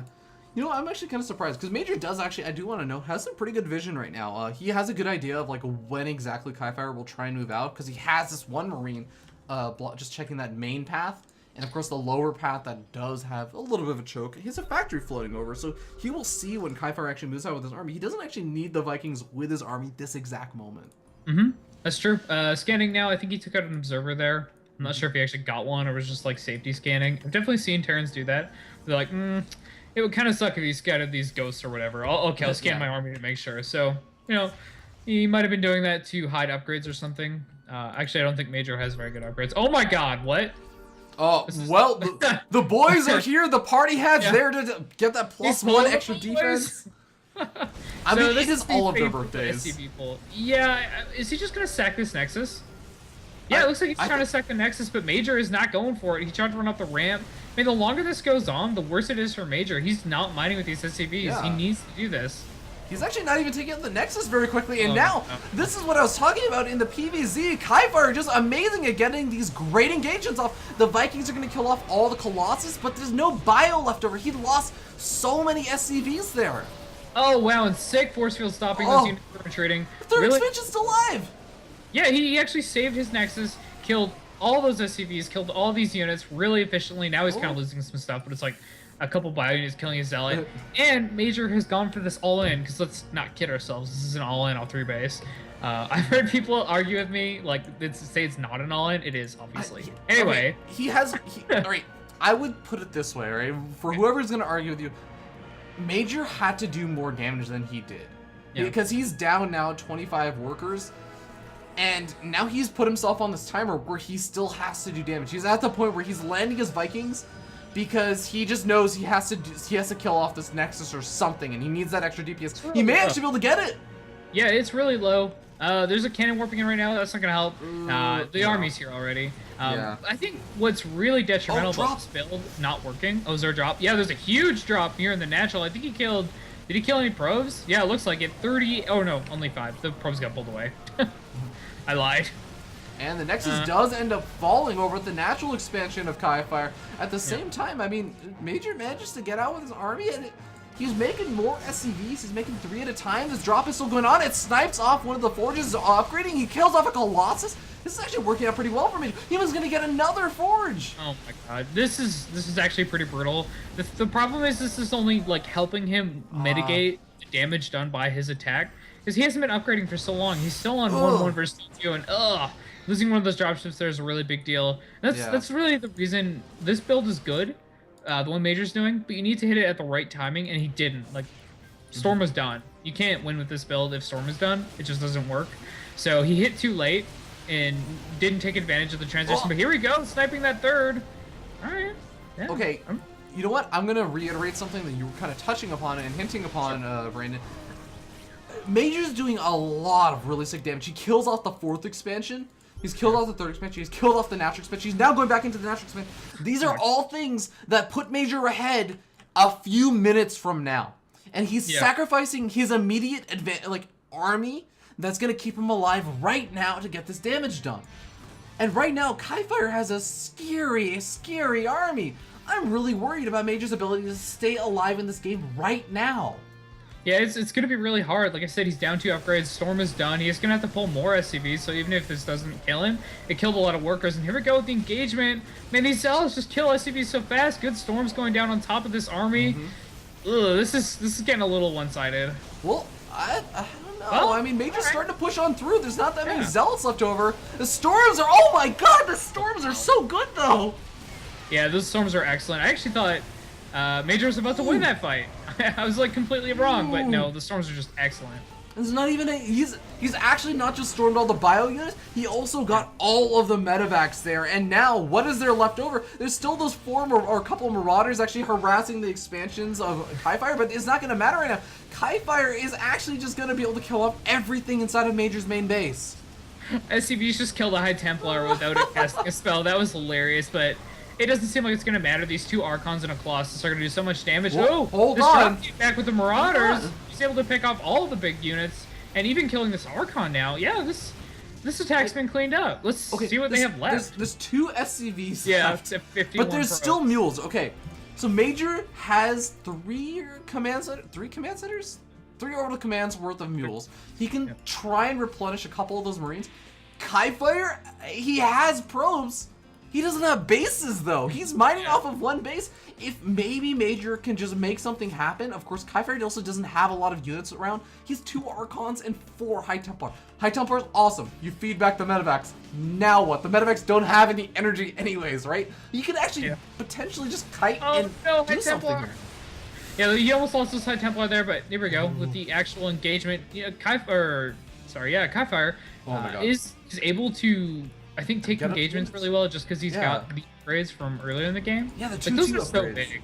He's up 2 upgrades. That's huge in this matchup. You know, a lot of times you'll see Protoss rush upgrades just because they are so good. And I mean, in situations like this where neither player is upgrading, it's just permanent advantage. So Yeah. it's going to be really difficult for Major to take good engagements until he has an economy again. And he's got Exactly. decent. I mean, he's back to 11 SCVs, so it's not the worst, but it's not good. If there's anyone I expect to be able to is somehow miraculously try and make this a big comeback in the late game, it's Major, because he has Immaculate Macro. But now, actually, Major going after and canceling this reattempted expansion, killing off a couple pros. But that doesn't really matter, because there is a big army now moving its way across the map. I say big, but it's all relative, I suppose. Yeah, it's not actually a huge army, but oh my god, so much gas in this army. It's kind of insane. There's like 2 Zealots and a bunch of really heavy gas units. 6 Templar? It's so many! Excuse me. Oh my god, I'm just sneezing in absolute ecstasy right now because this game is going crazy right now. And Major, he's just gonna go for the trade. He's going for the base trade. He's already killed off so many of these workers, but actually he got stormed over there, I think. And Major's units they're so low on health right now. It looks like he's gonna have to retreat out of there, but he has 2 more medevacs full of units. He's gonna go. Look at his probes. They're long distance mining from the base that's close to Major. Oh my god, this is ridiculous. There's a handful of Zealots still around. There's only 1 mining base. These charge Zealots with the 2-2 upgrades, though, being so cost effective against Major's remaining Marines and Marauders. There's barely anything left. Zealots in the fight, though. There's just 4 Zealots sitting on the top of this expansion, not doing anything. That was a huge mistake. But more Zealots being warped in. Now those Zealots are fighting. I think it's gonna be enough. Major doing some sick micro though. Is gonna be enough? No, GG. He taps out as he loses the remainder of his dropped force, and Kif1re gonna be taking the game. What a sick game, man. Yeah, I would say this army from Kif1re, not very good at killing buildings. Actually, it's got mostly High Templar. And that's, that's power. It's like these don't hit buildings. It's like a you Colossus. could feed back orbital commands, dude. If only you could feed Why them can't back. I do that? You can EMP, or you used to be able to EMP them. Why can't you? You feed still that? can, I think. Can you? Actually, yeah, I'm pretty sure you can, because I know I've seen like images on Reddit where it's like, oh man, I have this great idea. I'll EMP these Dark Templars, and then I'll have full vision of them. They're sitting in my mineral line, and then they EMP the DTs and kill off one of them. It's like, okay, now I'll scan the other one. Now that I've been able to save a scan, and they realize they don't have any scan energy because they just EMP'd their. That's so funny. Oh my god. Anyways, we could talk about StarCraft all day long, but congratulations to Kif1re. I want to hear more of his thoughts on this game as we go ahead and jump into the analysis segment. Don't go anywhere, ladies and gentlemen. We'll be right back.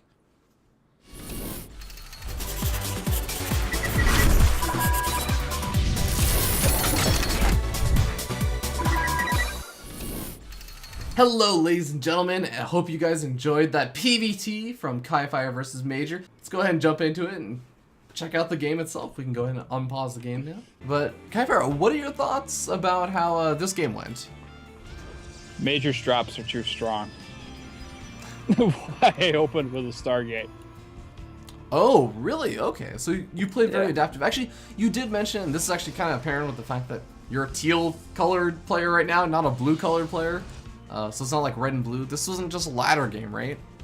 Right. This was, I believe, a Red Bull qualifier in like one of the early rounds, best of 3. And he kind of like picked me apart with drops in the earlier game, so I wanted to open a little bit more aggressive. Especially since like one of the things that's kind of weird about the metagame is that if a strong high-level Korean or pro-level Terran opens with a factory, they never build a turret. Interesting. Wait, why is that? I don't know. It's something I've noticed that they never build a turret. Like Pult never builds a turret versus me.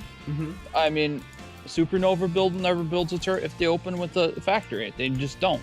Well, I guess they need to get on an engineering bay for it, right? So it's like an extra investment. And maybe they feel okay if they have the widow mines out. But they don't put them in their mineral line either most of the time. That's true. Especially because how this game went. I poke up with my stalker a little foolishly and go, well, he's going widow mines. Oops. And then we end up doing the dance over here. But the thing is, my Stargate's coming out and the Oracle's on its way. And his whole entire army's in my base. So here's kind of like the interesting thing, right? Is that the Widow Mine is there. You obviously need detection for the Widow Mine, but you're using the Oracle to obviously put on some pressure and just kill massive numbers of workers at his base. Did you feel like any pressure, like you need to bring back an Oracle for detection against the Widow Mines? If they get in my mineral line. Okay. That's one thing, if you notice, is that, like, I zone out. If it gets close, I activate my overcharge. I try to keep them away from my mineral line as much as possible. Yeah, and you do a pretty damn good job of it. The Widow Mine has not really been able to get too close to any of your bases. The Oracles are still moving around and staying alive. Yep, and my Robo's actually finishing up, so now I'll have an observer here soon. So, but it's just, he kind of really slowed me down with that push though, because I lost and had to make a lot of units. So my natural nexus is a lot later than it should be. He's actually got, that is one of the reasons why he's actually able to recover a bit here, just to how that worked out. Because I killed 8 workers and I built 2 oracles.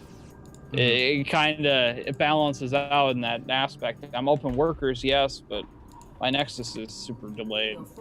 I see.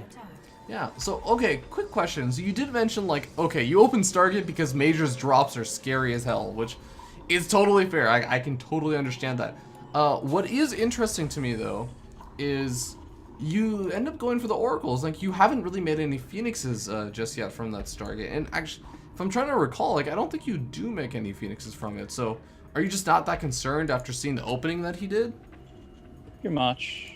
But it's the thing is, you know he's going to go for drops. But the thing is that the Oracles were mostly just to apply pressure to prevent him from going, like, all right, here's 5 medevacs. Let's play the let's run all over the place game at perfect timing of, I wanted to interrupt his macro.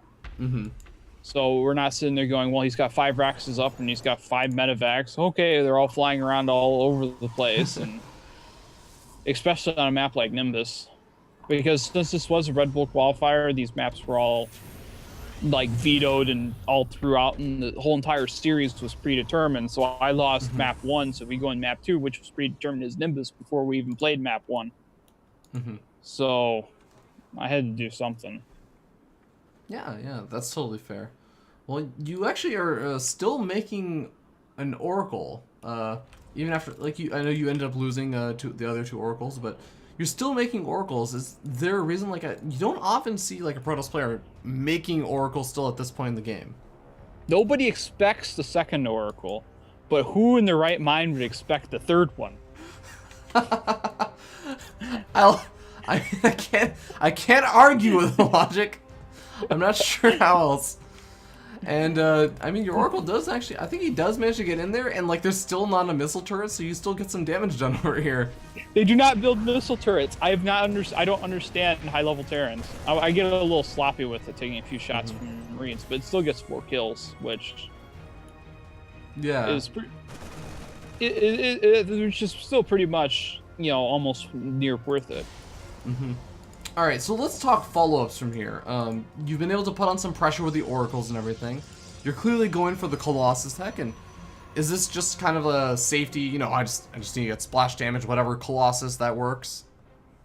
Yeah, you have to have splash. And especially since he had opened a factory, he could go mech and High Templar with this whole patch thing of Widow Mines being ridiculous and Hellbats and all other stuff.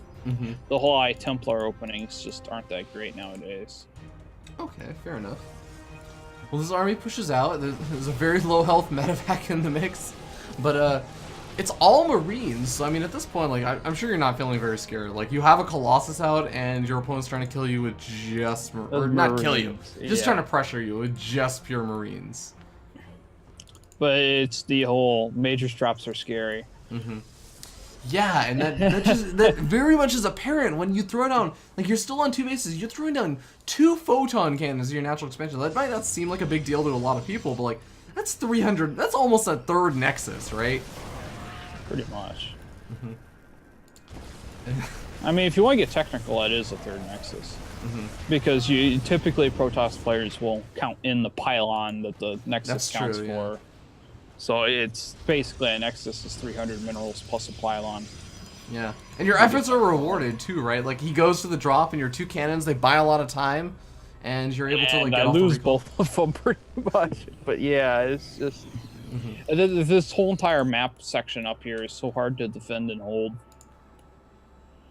And if you notice, his thing is he's the main reason why I killed even though I killed all those SCVs and things, he's still in because he had that quicker command center, and mules are ridiculous in terms of economy. But I'm still up in supply and army and everything else, so it's one of those things where I'm at this point in the game, I'm pretty much just sitting here going, what do I need? What can I do? Because I know if I move out, I'm going to get dropped. If I move out and don't do damage, the drop's going to win the game for him. Because it's just the way this matchup works if I can't figure out where he's at. And my Oracle is still obviously still scouting around, figuring out what's going on until it dies to Vikings. But, you know, that's why I start going in the Storm, because he's getting a heavy Viking account, and it's just...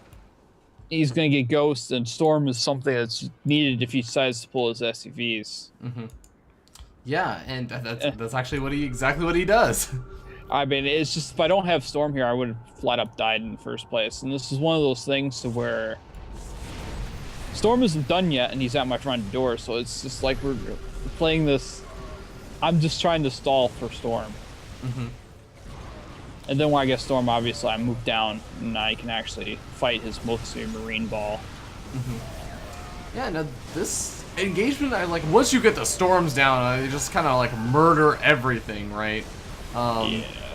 You do get very, very close to losing your 3rd Nexus. I mean, after seeing like the fact that you pulled off all those SCVs, I know that there are some Protoss players who maybe would just be like, well, I mean mules, so I still have to be very careful and not to lose my 3rd Nexus. Like, is that kind of going through your mind also? Pretty much. It was on the edge of my seat during this game. It's just like, I lose that 3rd Nexus, I'm behind even if I kill all those SCVs.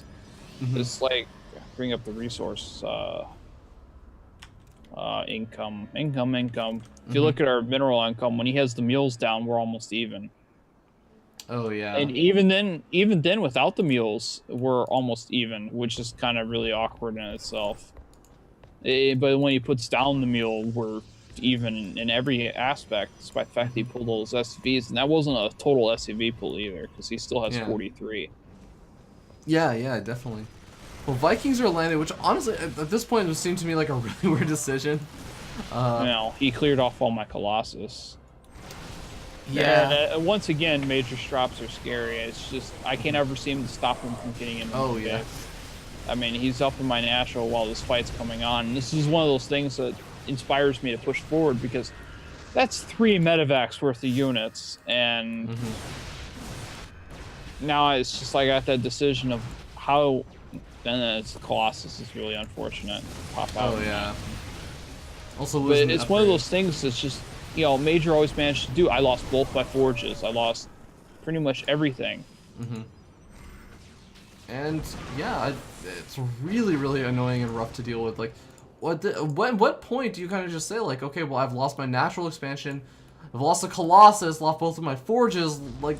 Everything is just taking so much damage. Even your 3rd expansion looks like a juicy and ripe target to pick off, and I mean the army just come in over here and actually pick it off. So yeah, this is the part where I pretty much just say screw it and go, because then I lose my 4th as well. Yeah, it's just like, all right, I've lost all my bases. All right, here we go. Take my advantage. There is the Nexus you started with.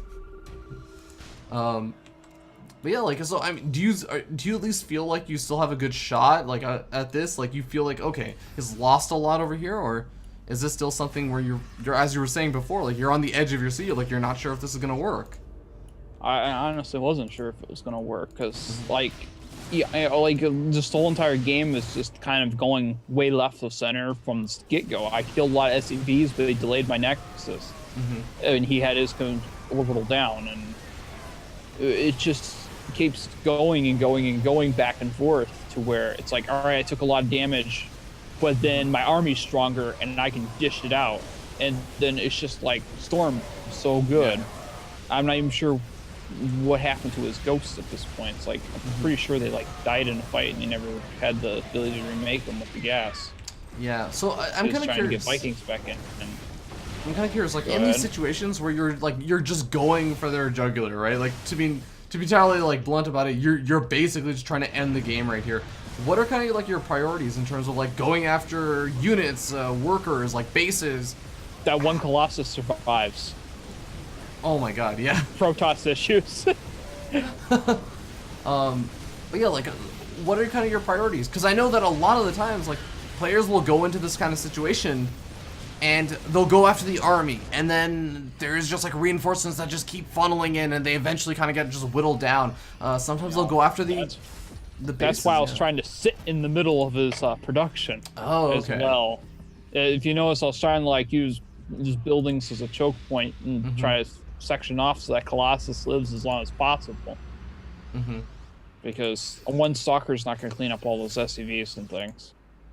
Yeah, But that makes a lot of sense. it gave me a whole lot of a reset. But even then, if you still bring up the income tab, Major loses ahead with the whole 3 SCVs. Is still out harvesting me in minerals.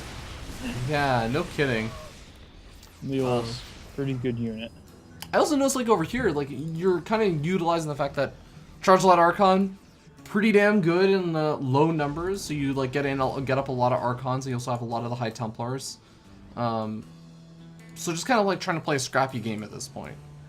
Well, the whole entire game has been scrappy. But That's it's true, just- I mean, it's just my Nexus has been delayed from the beginning, and my economy has been delayed, and we've been just kind of slugging back and forth. Every time I feel like, all right, I'm fully saturated. Well, I've now been reduced to 1 Nexus that's mined out in my main. Yeah, that's the funny thing, right? Like, it's not even like you're losing workers, you're just losing bases to mine at with those workers. Yeah, it reminds me of how Pulp plays. Oh, yeah.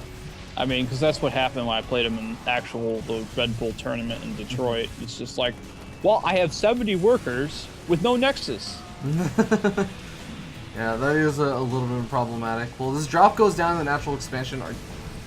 At this point, like, you're also on top of the production, but this time you actually have a really scary army in terms of, like, Archons.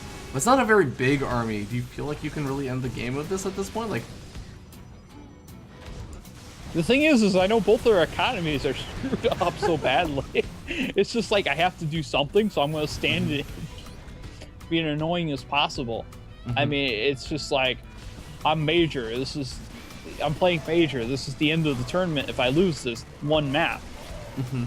And I'm just like, I like standing in front of productions of Terrans. yeah. What's a better place to stand? That's true, yeah. It's like interesting because you're doing that almost like in favor of going off and like killing all the workers a little bit earlier or anything, which I guess you do end up doing now. You eventually get the GG out from Major, but as we go ahead and bring it back to the cameras, Okay. But yeah, it's just the whole entire game just goes like, all right, I kill army, he kills my Nexus. I kill his army, he kills my Nexus. And then I go off on counterattack and he comes back, and it's just like, we're just having like this duel back and forth of like, all right, I lost my Nexus. Great, I have all these probes. And it's just like, it's one of those things that just keeps popping into my head going, he pulled his SCVs. I should pull my probes. I keep thinking that in my head every single PVT that like this type of thing happens. yeah. So I mean, like, you didn't do that. Like, is there? Have you ever tried that or had any thoughts about like actually pulling your workers then against like the SCV pulls? Every time I do that, it ends poorly. Yeah, it's always so weird, right? Because you always think like as a Protoss player, well, I mean, if they're mining for those extra like 15-20 seconds, that's another Even if entire it's like long warping distance. round, right? I mean, especially since like gas, and we're in that stage of the game to where I have my Templar archives. Like even if they get like 150 gas, a new Archon, new High Templar, everything's great. I just can finish a whole bunch of stuff off. Especially when the game's really scrappy. At 1 High Templar, and he's making almost pure Marines. It's kind of that Templar becomes valuable. Yeah, no. So if you have like 20 probes mining all 1 gas, even if it takes them a mile to Run. Yeah, that does actually kind of like make a really weird sense. But cool. Like, do you But have any then other? it's like if I pull them all, I don't get that extra High Templar, and Yeah. it's just like, do those probes make up for that High Templar? Yeah, right. Just like one storm. Like well, I know, like PvT, you can change the game with a storm. So. Which that game did change in that one with that, well, 4 or 5 storms. Yeah, but yeah. it's like, all right, my storm finished. All right, let's go. Mm-hmm. It's just like, yeah, all my Colossus are dead, and that third base survived for a while. Yeah, no kidding. Well, did you have any kind of final thoughts about the game before we move on? I think that was the first time I beat Major in an actual tournament. Well, at least a map. Game 3 went really well in a similar fashion, except it was just really scrappy the other way. Mm-hmm. I was sniping his orbitals, and he was killing my probes. That is a little bit ironic. Yeah, just a little. Well, ladies and gentlemen, that's going to be it for the PvT analysis. Don't go anywhere. We have plenty of stuff coming up, as well as a PvP for all of you Protoss players out there that want to learn a little bit more about PvP. We will be right back. See you in a bit.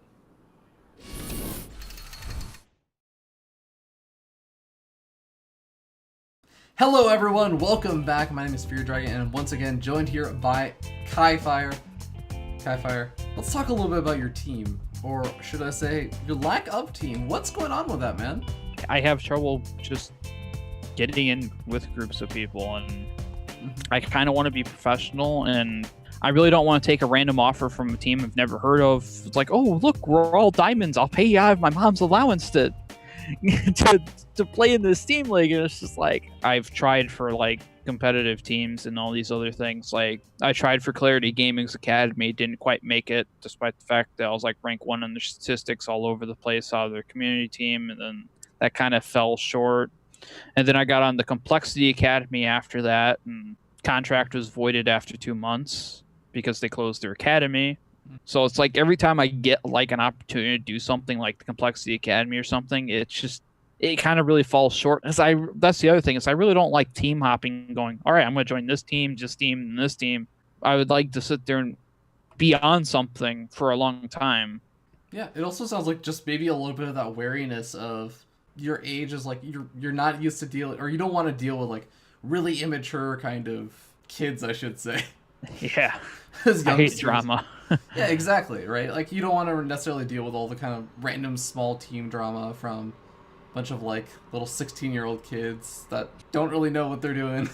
I would also say I'm also wary of all the mysterious investors and all those types of things. There's, like, one aspect that, like, people don't understand with, like, a lot of the travel and things. Like, oh, well, gee, we'll pay your travel, but then it's typically get reimbursed later. So if you go out to the event and they don't reimburse you, Yeah, it gets really awkward at the end of that, especially with my financial stuff that we talked about earlier. It's just like, all right, if I don't get reimbursed, it's like, well, gee, well, that's going to hurt. But where do you practice? Is it mostly just ladder practice? Do you have some practice partners that you kind of just established, have been practicing with for a long time now? Well, back in my Wings of Liberty days, I had a bunch of practice partners and stuff that were all kind of unknown, but we were really good. And that's when I felt like I was playing my best always. And then things happened. They went to college, did stuff, and they're no longer playing StarCraft 2 as active. So now I no longer really have any practice partners. So I'm just kind of trying to figure out how to get back into more of that rhythm instead of just laddering all day. But I do have like some things that like tricks on ladder, because like if you play like the same person several times, you'll get an essence of how they play. Yeah. Like, let's take Rotterdam for example. Like I get him on the ladder a lot, and this was a conversation we had at Red Bull. It was like, all right, so we met, and he's like, the first thing he says is, I'm sorry about those 11 gates with the Stargates and all those things. And then my response was, that's fine. I'm trying to do the build that's weakest to it, that's part of my staple style, and trying to figure out how to stop it. And he's like, that's a really good mindset.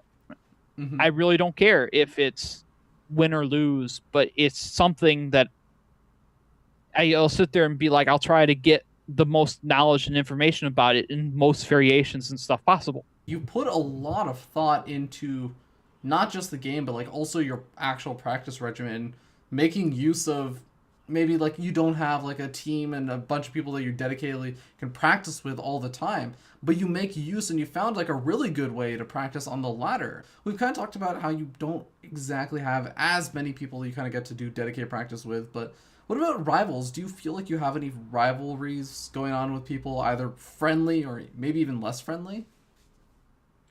Well, there's the friendly and less friendly ones. I'll start with like the friendly ones so All first right. because those are easier to explain. But like the friendly ones are just players that I kept meeting in tournaments. Like Wings of Liberty, you could like kind of regard Sasquatch as that aspect. It's just like he's that player that I used to always beat, and then he became good, and then we started just crossing paths every single tournament. Like I keep getting Pult or Tasia in online qualifiers in round one. It's just like I feel them. I while we're not rivals in per se, like in a mutual agreement, it's just something that's just like I know I have to figure out how to beat them here and here and here because Yeah. we keep running into each other. But Maybe the skill. things like that happen a lot to where I'll just keep meeting players over and over, and we'll start like throwing fun little jabs at each other and stuff during things. And But what do you think has been sort of your biggest challenge that you face trying to break out of the North American scene? a lot of challenges there. One of the big things is exposure. And then the other big thing is actually winning in competition, and how they don't actually always go hand to hand. Yeah, it's just I just can't seem to get that exposure, but I also know I need to be able to win as a competitor type thing. But then there's also people out there that are like, well, they have the exposure and they seem really successful despite the fact that they're relatively on par with me. But I know I need to win more, so those two challenges kind of like go hand in hand. Yeah. Like if I could get the exposure, I could practice more and feel more confident about my practice and do these things. If I had more exposure, I think I would have more practice partners because people would actually talk to me more and know who I am per se. It's cyclical logic, man. That's actually really interesting. But let's actually move on to talk a little bit about your Protoss versus Protoss, because this is the matchup. This is the matchup where I got to cast a ton of your games from the round robin of the qualifiers you made it through. For those of you who don't know, Kif1re here made it through the qualifiers, kind of. The second qualifiers, he actually got into a three-way tie because of the format for the qualifier with two other Protosses, and he had to play a round-robin group of death of Caliber, Kif1re, and I believe it was Trace, right? Yep. So all Protoss, three Protoss just playing a bunch of PvPs against each other, and they ended up playing out the full 9 games that were possible. But in those 9 games, man, at least some of those games, I got to see you playing, and you had some really sick PvP play with a lot of high Templar drops, especially. Like, that was absolutely insane. You blew my mind with that. I see people will build cannons and they'll warp in and be alert. So it's just like, you got a cannon in your mineral line and the other side of the Nexus? Well, that's great. Storms can jump over that and not worry about it. Yay! And that's one of those things. A lot of people, when they like build a bunch of cannons in like their main or natural and all other stuff, Mm-hmm. they don't expect storms because cannons aren't very good against storms. No, they're not. They don't kill the high Templars fast enough. But I mean, let's just talk about like generally, how do you feel about PvP these days? PvP kind of like reminds me, it's like a hybrid of what I was talking about with PvZ, to where there's a lot of counters and there's a lot of early game things to where if you open this way, you have to do damage. If they open this way, there's nobody that really controls the game just based off of how they open, but they have to do certain things based on how they open. Like if you open DT expand, you have to warp in a DT on their side of the map, and then you have to survive. If they're going for like a 3-gate Stargate and they're going for the Oracle super pressure there, you have to survive it. And you have to react into these things and figure out where they're coming. And it reminds me of like my PvT nightmares to where I can't figure out what variation they're doing. Are people going to play straight up? Or are they going to do this? Or are they going to be aggressive? And it's just the way it goes. Yeah. But I mean, if you had to kind of narrow it down to one big strength, one big weakness, for coming back to that in the matchup, what would those two things be? The big weakness we've already really discussed with the whole not really being able to see what's going on. there's another big weakness in PvP, and it's just the constant damage and the constant harass that the other opponent can do. Like, I'll give an example from Red Bull with minigun. I really wasn't playing into my game the biggest, and we're pretty much going with the exact same styles, but he was doing constant damage, chipping away at me. And it's like once you start losing probes, even if you're like 1 to 2 probes down, it starts to add up really quickly in that matchup. And once I enter the mid stages, late stages, it becomes like one of my more bigger strengths, because this is one of those things. Like at Red Bull, I talked to Destro. He's like, yeah, your late game PvP, I really don't understand it. A lot of players, if they play aggressive early game in PvP, they aren't as clean in the late game. They don't know when to transition into Tempest. They don't know the ins and outs of it. It's a lot of work to actually understand when you do it, or when you switch into those types of things. And that's one of those things where the storm drops and things really keep my opponent on their toes, and I can just keep doing damage, and I can get an advantage going into more Tempest. So we've talked a lot about it, man. I'm really hoping that this is a good one, so I'm counting on you better submit a good one, man, because you talked a lot about like late game PvP and storm drops and everything, so looking forward to it. We'll be right back, guys. Don't go anywhere.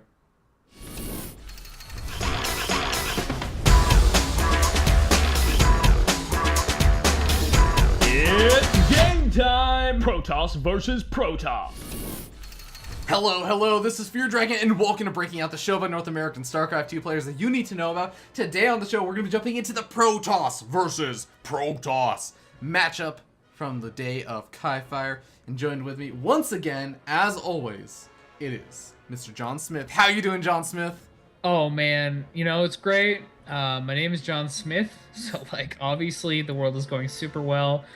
Banging Pocahontas. It's great. What? Did you never watch that movie? I did, but that wasn't in the Disney edition. Let's go ahead and jump in and introduce the players. I don't know how to move on from The that. obvious edition, like come on. Spawning down here in the bottom left-hand corner of the map, we have the blue Protoss player. It has been his day today, and this is going to be the last matchup that we have not yet covered before the awesome game. It is going to be the teamless, but still awesome, Kif1re. And his opponent in the top right corner, he is a red Protoss now from Team Asus at the moment. I'm not sure if he still is, to be honest. We got Desro. Is he on Asus still? So, Asus is He's not been so on much so a many team, it's more like a sponsor, I believe. Oh, okay. Yeah, it's Team Acer is one of those. I think you might be thinking of Team Acer. Like, Team Acer is like the team, and then Asus I think is more just like a sponsor. Yeah, because Asus is a brand of like laptops. Yeah, exactly. Don't worry, dude. I honestly used to get Acer and Asus mixed up all the time until I started getting like Team Acer like brand recognition or brand naming just ingrained in my head through like watching so much Scarlet and loving watching Scarlet, like, and innovation and like of course all those like guys, Acer MMA and everything. But yeah, Asus also a really awesome brand. Did you see those Scarlet games that were clearly not recently because we're like a month past, but we're really good, and we're definitely not last weekend? I did in fact. Are you talking about IEM Toronto, or are you talking about? Yeah, IEM Toronto, or that other event that may be more recent to right now. Wait. Talking about So you're talking about games that quote unquote have happened, because this is all recorded live, of course. No pre-recording going on over here today in this show. That's what I mean. They're like a month ago or something. Of course. Oh, that awesome game where Scarlet beat that really awesome player. That was with some beautiful play. So you didn't watch them. No. But anyways, never mind then. We have some really cool stuff going on in this game. We have double gas guys coming out from both of these players. Both of them have had 3 guys on each gas geyser for quite a while. So with first stalkers coming out, and actually I think only Desro is actually chrono boosting out a stalker. So that does tell me that maybe he wants to be a little bit more aggressive with the stalker. Yeah, generally you don't chrono your stalker unless you want to like get out on the map with it. I guess it could be to try to deny probes from getting pylons. Like if he hunts down this probe and kills it, he's less likely to get 3-gated. But I don't think that's what it was. He was actually chasing down this probe with the stalker, though. So You know, I think you may actually be right. I think that he does want to deny vision, and he wants to chase this probe all the way back home and make sure it goes home. Because he's going to encounter the stalker in the mothership core. He's going to have to back up with the stalker, but he's thrown down the Twilight Council. Yeah. And I'm trying to figure out, like, actually, you know what? He has Chrono Boost saved up. I was going to say maybe he was trying to deny vision for a Dark Shrine, but I think it's going to be Blink with the Chrono Boost saved up. Yeah, it's almost certainly going to be Blink. 2 more gateways going down before the Dark Shrine. So, well, what's he doing here? He's not starting. He's gotten Blink. Oh, there it is. Someone, yeah. Usually, if you see them at gateways before the what's this thing called? Twilight Council finishes. It's Citadel of Adun. Citadel. Yeah, I was actually about to call it like I don't even know what I was gonna call it. I think I was gonna call it a Temple Archive. Yeah, that sounds about right. Anyway, but yeah, if they start their gateways before their Citadel, god damn it, Twilight finishes, then it's gonna be Blink. If they wait, it's gonna be GTs. That's the easiest way to tell, just because they need those minerals for the Dark Shrine. Well, Kif1re is actually a little bit in the dark about this right now. This initial Stalker may be a little bit revealing, also the fact that, I mean, the Stalker did come out relatively fast because of that Chrono Boost. Yeah. So he may have some indication of what's going on over here, but the 2 sentries do make me wonder if he's fully aware of this. He does actually have the Nexus going, or finished up, I should say now. So he's going to have a bit of an easier time maybe defending this, but once Desro actually gets high ground vision, this is going to be a very awkward situation because sentries aren't exactly fighting units. So once those stalkers can blink up into the main base and avoid the photon overcharge, he's actually going to be in a great position. But there might actually be some nice snags. Yeah, he does get 1 sentry for his troubles, but well, it looks like wow, neither of these stalkers are going to die. No, 1 stalker does go down. Man, Desro needs to pull out of this planetary nexus range. I still call it that, by the way. It's always going to be Planetary Nexus to me. Planetary Nexus. Well, I have to say, I have some mad respect for Desro in that game. It's obviously a little bit annoying because you have to do more damage, obviously, to your opponent, considering your Nexus is much later. But he killed off a Stalker in 2 sentries for the price of 1 Stalker and getting 2 Stalkers of his own into the orange health, which is, they're going to have their shields back anyway. Yeah, whatever. That's totally worth it. I didn't think he killed 2 sentries there. I thought he killed 1 and then had to back off. Yeah, if you killed 2 sentries and a stalker, like for 1 stalker, essentially, that is very good, especially since he's going to Blink. Obviously, with the Immortal now, I don't think a big frontal assault will work, but he's going to force another Planetary Nexus. Oh no, there's only 84 energy, so he can't even do it yet. These Blink Stalkers are going to get some good damage. Probes now, pressuring the Nexus. This, like, 1 Immortal's not enough to hold this. Well, the second one's out now. Yeah, with the second one, he should be able to deal with this, and some good blinks going back from Desro. Desro is actually a really, really solid player. I have to say, like, a lot of people don't really give him the respect maybe he deserves, but he has been on the huge upswing lately. Kif1re handling this about as well as you can expect. I mean, he's been losing some units, but honestly, I just have to say, like, it's Desro playing really well, but with a 3rd Immortal finally coming out, I think that Kif1re is finally going to be able to stabilize a little bit. Yes, this is generally the moment where I'd have all my stalkers in my opponent's base because I'd be doing this without an expansion. And yeah, right. If anyone this ever is the plays point where you realize. Yeah, this is the point where you realize you're like, huh, you know, I don't have any follow up, and I haven't done enough damage. No, I only Blink all in this matchup, so there's that. I think the standard Nexus timing for me is like 15 minutes. Well, actually, one really interesting note is that Desro does not actually have his Mothership Core with him, I don't think. So he actually doesn't even have the high ground vision. Blinking up to the high ground, not really an option. And with these 3 Immortals out now, Desro's doing a good job. He's getting some good damage done. He's actually killed off a couple of more of Kif1re's workers. He's actually taking the worker lead now. But it's, I love what he's doing with these stalkers. I think so. If you don't do the all-ins like I do, and you expand with your Blink Stalkers, you need to do moves like this because you are delaying your expansion to get Blink out really quickly. Right. So picking off the probes kind of evens that up. And actually, right now, I think Kif1re could get into Desro's main. Here's me, the cheesy toss, thinking, man, those units are on the right side. He could just run up a ramp. Well, you know, I think it's a little bit hard. Because you have to consider, like, okay, there are sentries. Now, you might think sentries absolutely useless against the Blink Stalkers. But if he force fields the Blink Stalkers as they're trying to move in, they either have to blink forward or back. If they use that, they suddenly can't escape. So what you do is you actually run 1 stalker forward, blink it onto the ramp, run it up, and then blink all your other stalkers. Oh, yeah, that's true. And then you force field the ramp with the sentry that you worked in. Oh, that'd be so sick. And then, no, listen, this is something I have many replays. This is how you know that you're watching a Protoss player commentate because they know all these tricks, and they actually oftentimes they're just thinking of them on the fly. Like sometimes they're things that they've already done before. Because Protoss, we enjoy this kind of stuff, man. Yeah, I'm not gonna lie, I'm pretty cheesy. I like to cheese in this matchup, and against Zerg, the only brace I like to macro versus Terran. So I figured out how Blink Stalkers work. I've been using these for a long time, guys. You think they're new? No. Man. Blink Stalkers been winning me games for a long time. Indeed, man. But let's take a look at where the game is kind of at after all the aggression has sort of died down and Desert's finally gone back home. We actually have surprisingly even kind of counts on almost everything except for workers, which Kif1re is actually down 7 or so workers in. We have 3 immortals for both sides. We have 9 to 6 stalkers. We have relatively even zealot counts, sentries. Everything is actually relatively even right now. What do you think? Even the robotic space are finishing up around the same time-ish. Yeah, I mean, it's essentially mirrored builds right now, but Desert has more workers, so I definitely think he's quite a bit ahead here.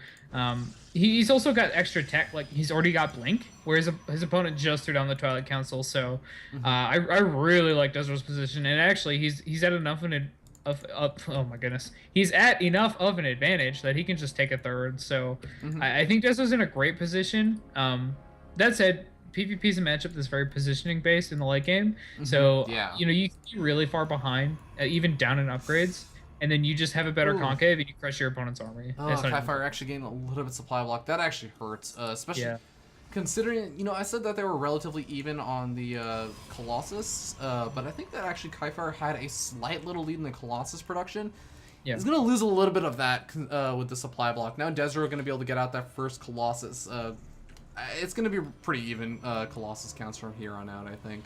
Yeah, especially if Kif1re tries to move across the map, definitely then. Oh yeah. Matter. That's the thing about this matchup. It's very defensive because it's Colossus based. So this one of your players is going the Zealot, Archon, Immortal, Sentry style. It's pretty hard to attack until you're maxed, or at least have 9 Colossi. So we're gonna see a pretty long game here. Neither of these players can actually do anything. You can kind of poke around, but you're never gonna take a fight unless your opponent's way caught off guard. And you can poke around because you've got a Mothership Core recalls. It's not a big deal. Ooh, yeah, Dark Shrine. One behind Dark Shrine. Well, there's actually 2 cool things, all right? And here's something that we haven't actually talked about. Kif1re actually has some really cool play styles in especially PvP. He does it actually a lot in PvT. We didn't actually get to see it much. Also does in PvZ. But he is a big fan of Templar Archives for Storm drops. So I think that's a lot of the reason why he's going to be going for the Temple Archives. Now, of course, you can also make the Archons. They tank a lot of damage, etc., especially against the Colossus. It's very, very useful. Actually, kind of surprising. Warping over here from Desert. Desert actually coming with a lot of his stalkers. He's focus firing down one of the Immortals. He's actually going to be able to get it. This is actually a really nice pickoff.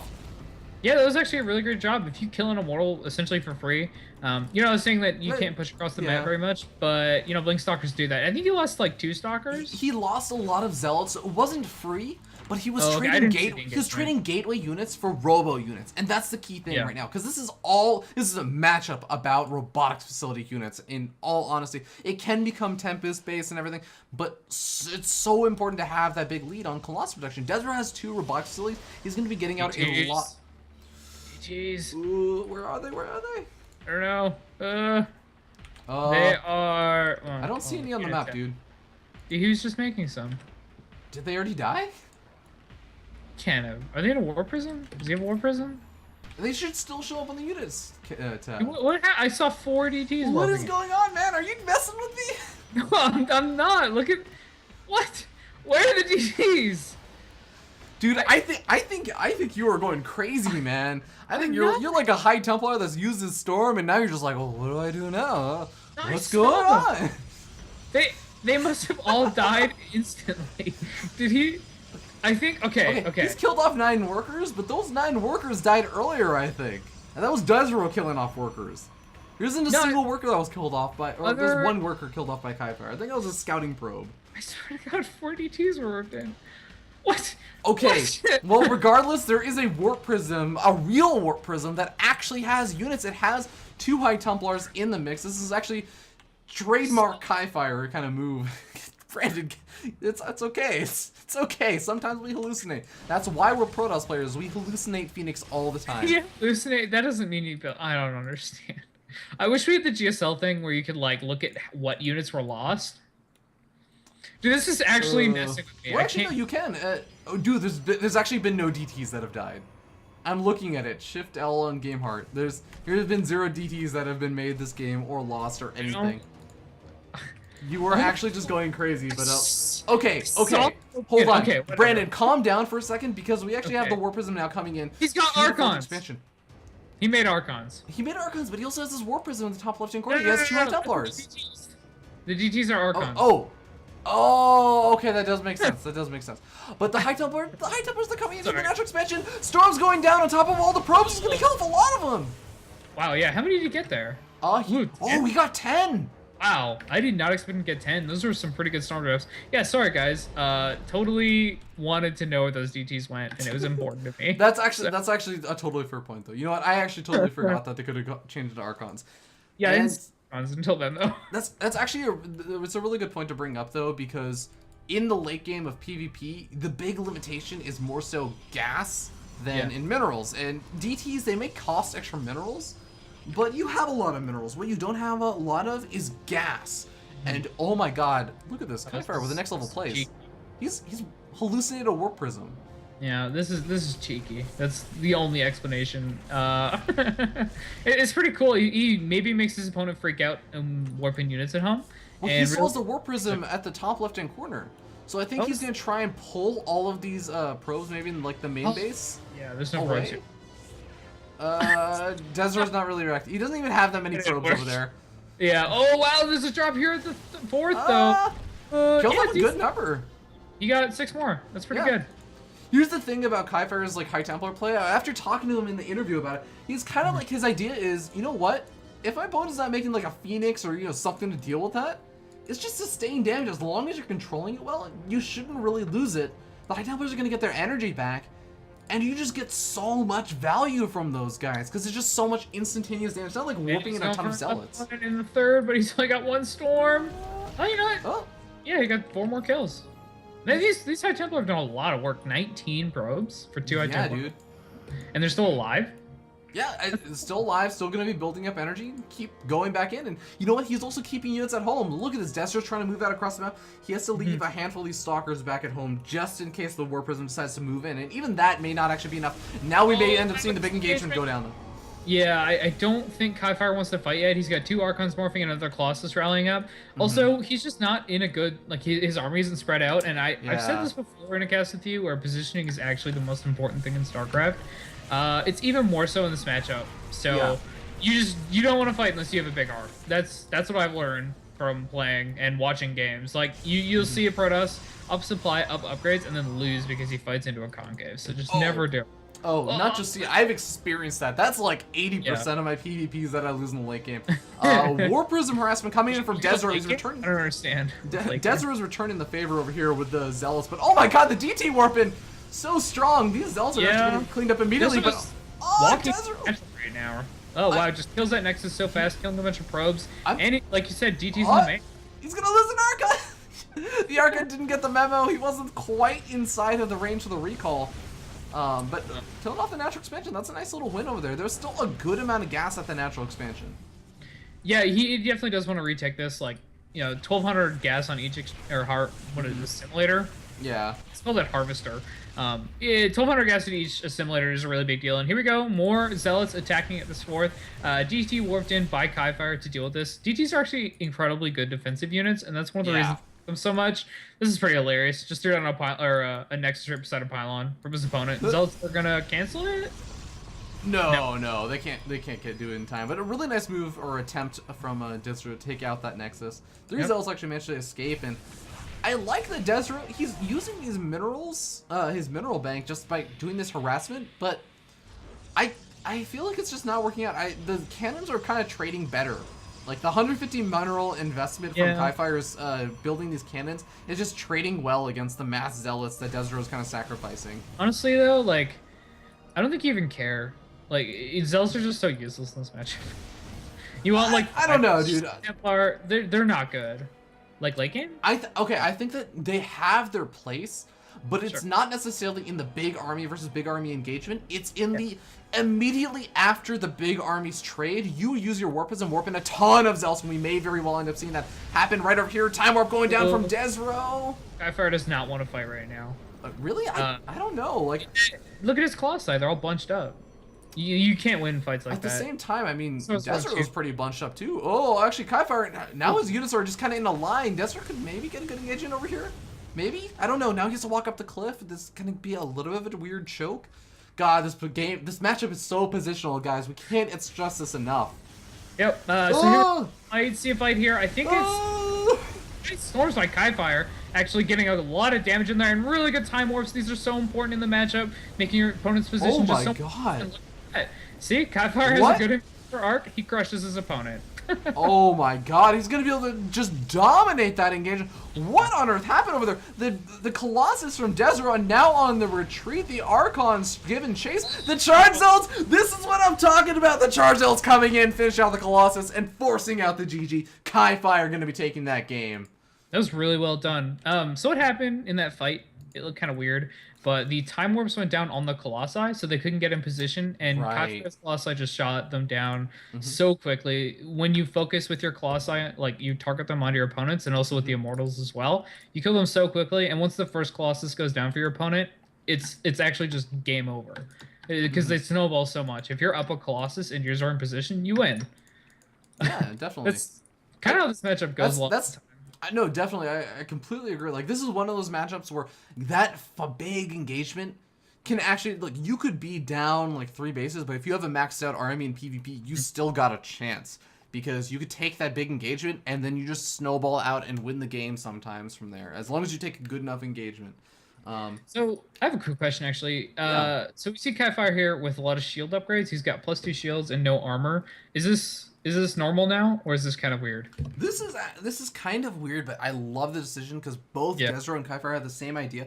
When you have so many Archons in the mix, why wouldn't you? Like, the Archons actually don't benefit at all from the armor upgrades. From armor, they have 10 health.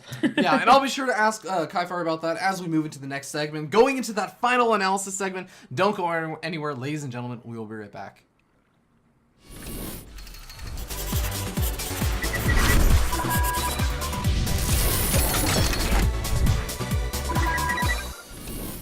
Hello, ladies and gentlemen. Hope you guys enjoyed that Protoss versus Protoss from Kif1re. Joined here once again by Kif1re. How you doing, man? Pretty good. Awesome. Yeah.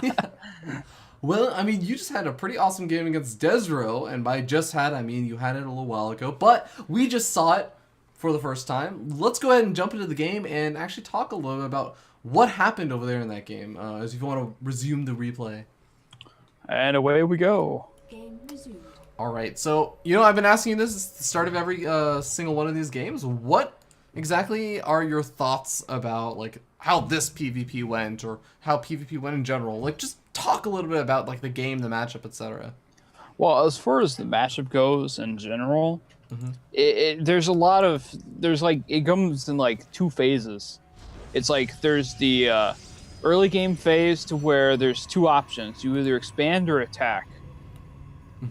If you expand, you're obviously going to be defending, and if you attack, you're going to be attacking. And it's just what happens in that stage of the game is typically either a win or a loss.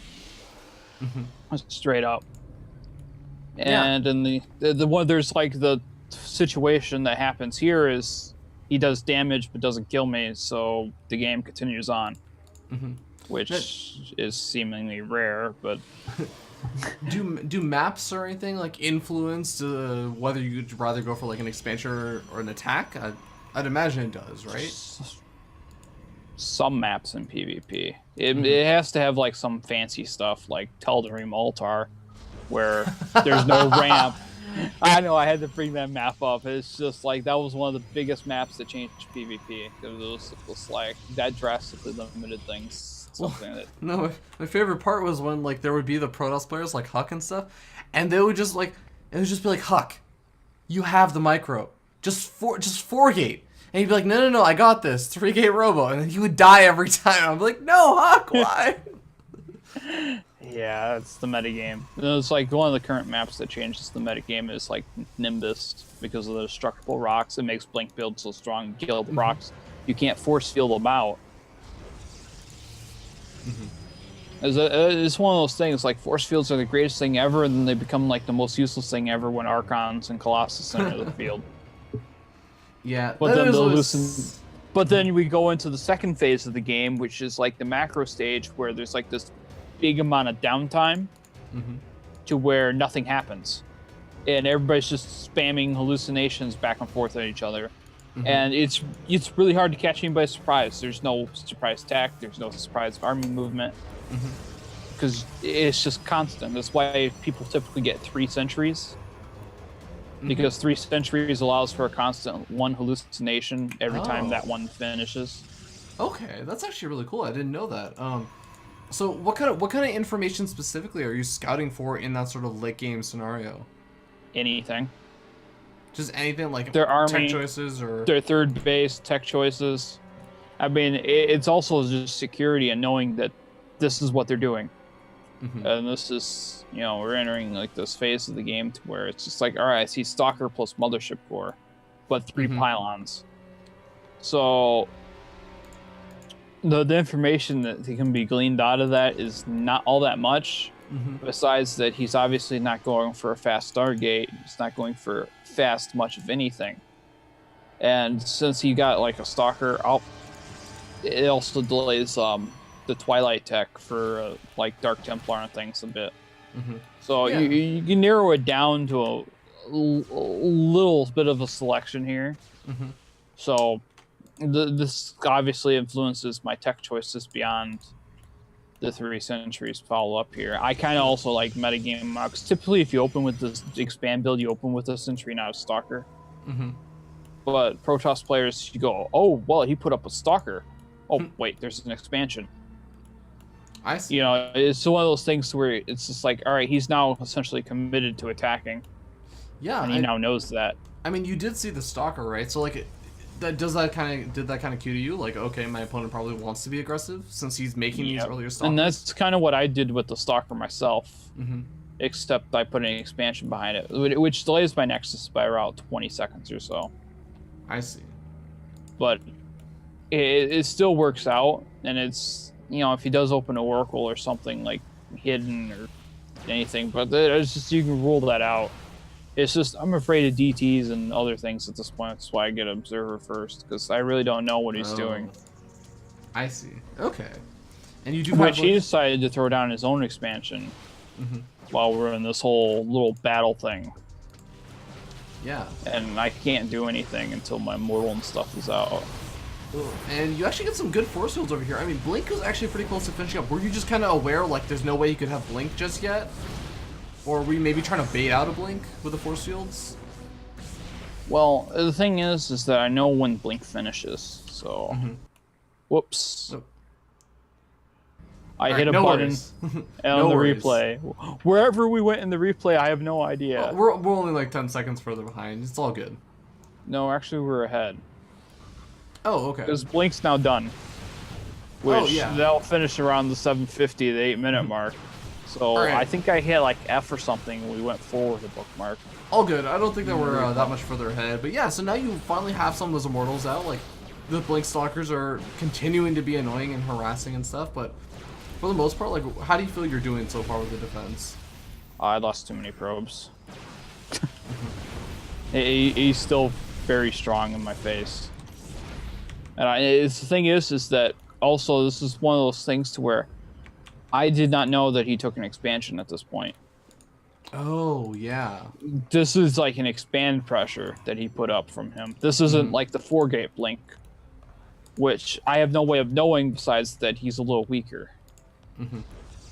Because 4-gate Blink, it doesn't matter how many probes I lose, as long as I survive and hold the Nexus. And the game's essentially instantly mine. Yeah, yeah.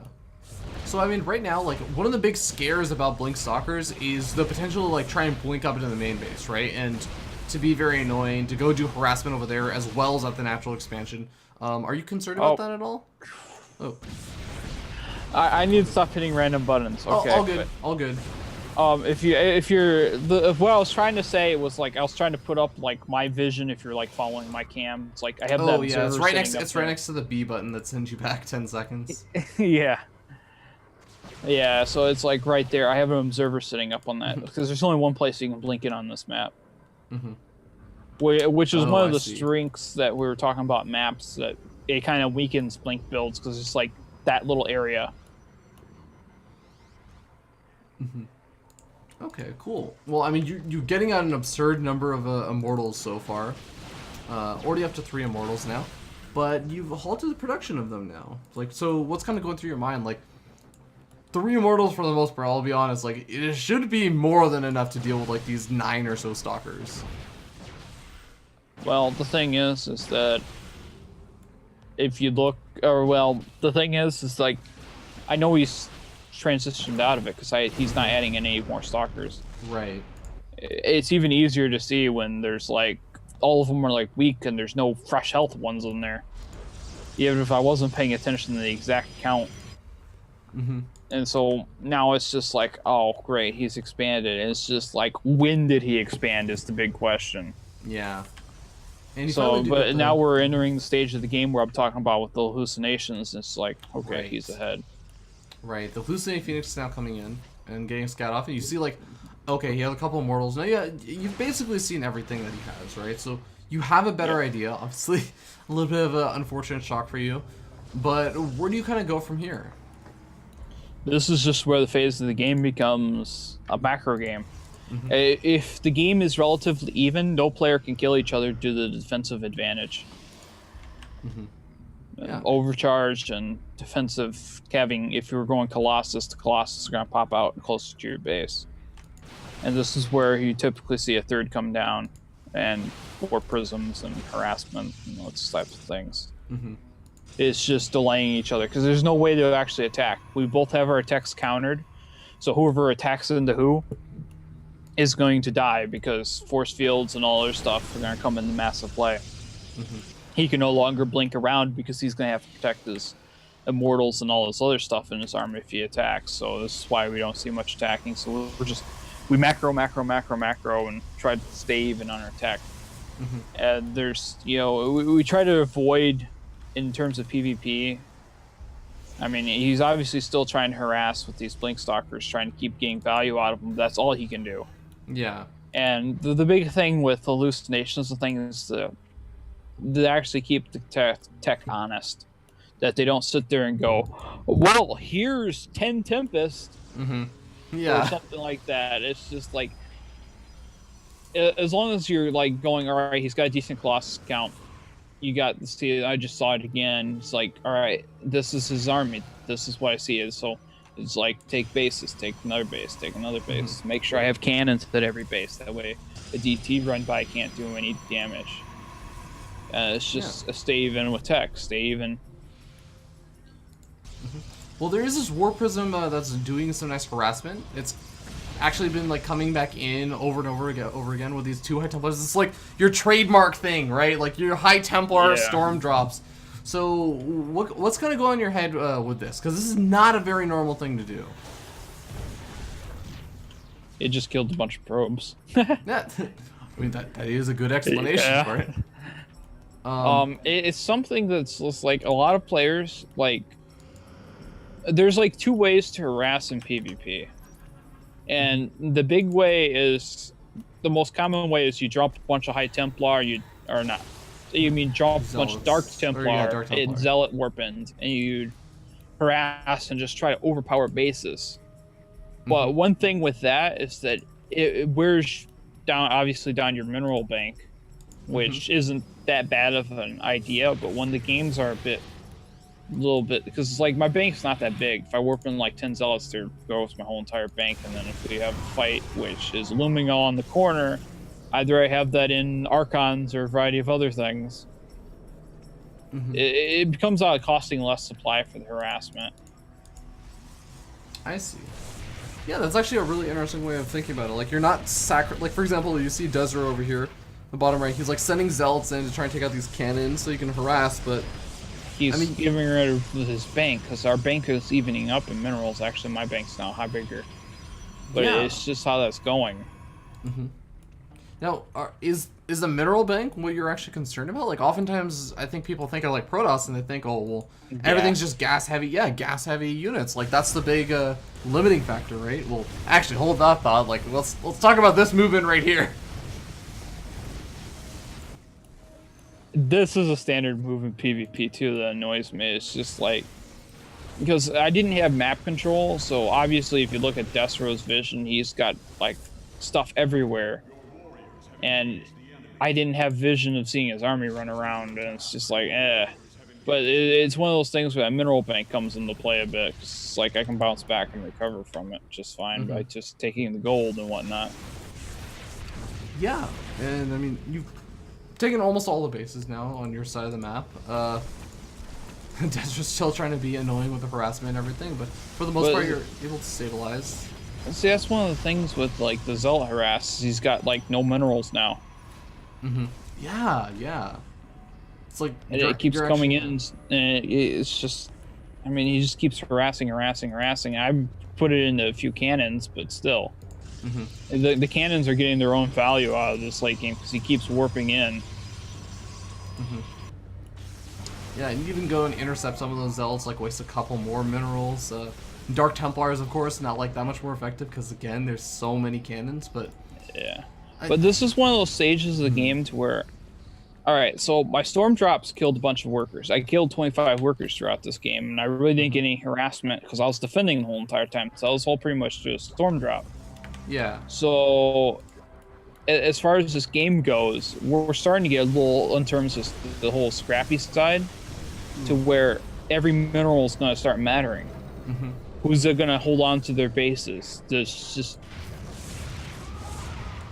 I really hate doing like the whole mass zealot warping thing because it really kind of hurt Destro's advantage. Because he had an income advantage, he had an economy advantage. But at the end of it all, he's kind of running out of it. Alright, well, right over here, we actually see a big engagement going down. And you actually are in a really awkward angle at the beginning of it. Actually, can we like pause it and bring it back like 10 seconds? So like yes. Hit pause. And there's and hit also B, the other thing to talk about. That we're going previewing this. Is that when I started building my High Templar with Storm, this is the other thing, is that a lot of Protosses and now in today's game like to add in a bunch of Immortals. And Immortals are ridiculously strong. It's just like Destro has like 8 in his army at the moment. That's just gonna melt my Colossus like instantly, and the Archons are gonna be like, ha! And it just like tickles them. Yeah. Every single unit in your army comp like pretty much just tickles an Immortal. They don't really do any damage. Like the Sentry is like the highest damaging unit in this army comp from my side at the moment, besides those few Zealots, which will never get close. Yeah, that's actually really interesting. Well. But it's one of those things to where Storm is actually incredibly good, and it's something that it's just not talked about in like casts or anything. Is having Storm in your army and having it available not just for the feedback of the Mothership Core, but Storm ignores the Hardened Shield. Right. And with 8 Immortals in the mix, right? It's and they like clump up, so it's just like woo. And it's one of those things that's just like, despite the fact that the angle of this fight's bad, the angle of the fight's just as bad for Destro. Because it's like, I was expecting him to be up here retreating to go defend his base, not coming back around to the tower. Yeah, let's like pause it right here. Okay. So yeah, so like, I kind of see what you're saying, like some of Destro's army's kind of lagging behind, especially like some of the Immortals, but yeah, like, I mean, your initial 2 Colossus you see, like, they're really, really low on health just from that initial volley, like, all your Archons are in the back. But if we play, then we see like your High Templars do work. Like, Which oh are my all god. in the front, but not in the front. I did manage to swiftly throw that in because if you notice they're selected at the moment in the replay of No Pause. But it's just like I was trying to. This is one of those things that I really hate about Blizzard's StarCraft design with Protoss, is that's a lot of gold.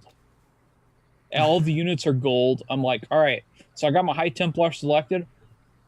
Where's Waldo? Where's the Immortals? Where's the good things to Storm? Oh god. And like the whole entire army is like gold and red. And I can't. It's just one of those things to where it's like, where is it? So if you like go in here and just like step, if you notice like 2 immortals out front, I hit and nail those like instantly. Actually, that's 3 immortals. But it's just like, just watch the shields vanish, and then watch the Colossus volley, and it's just like, boom, they're gone.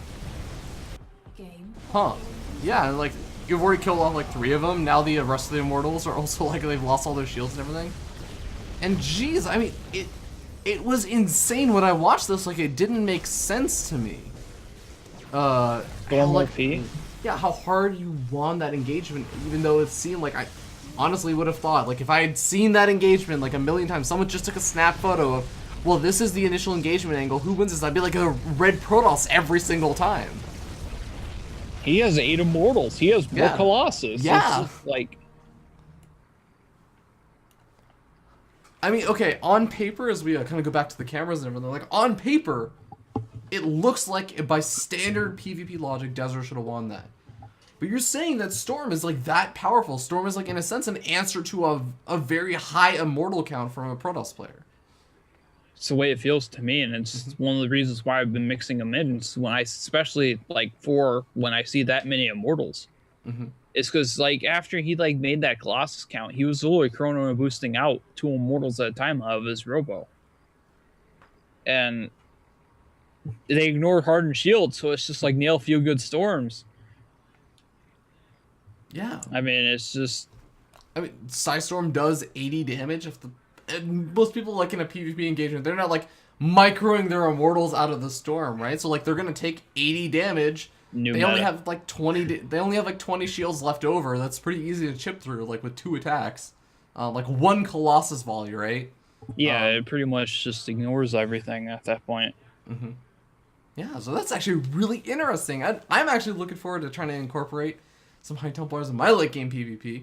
Hopefully, all of you other Protoss players out there are as well. But, Kif1re, do you have any final thoughts before we close up our final analysis segment for the day? Storms. And also, we have the fun segment of the PvP with storms. Oh, yes. Yes. The awesome game of the day is going to be coming up, ladies and gentlemen. Don't go anywhere. That's going to be very, very soon. Where we're going to be jumping into a quick little interview segment once again with Kif1re. Don't go anywhere. We will be right back.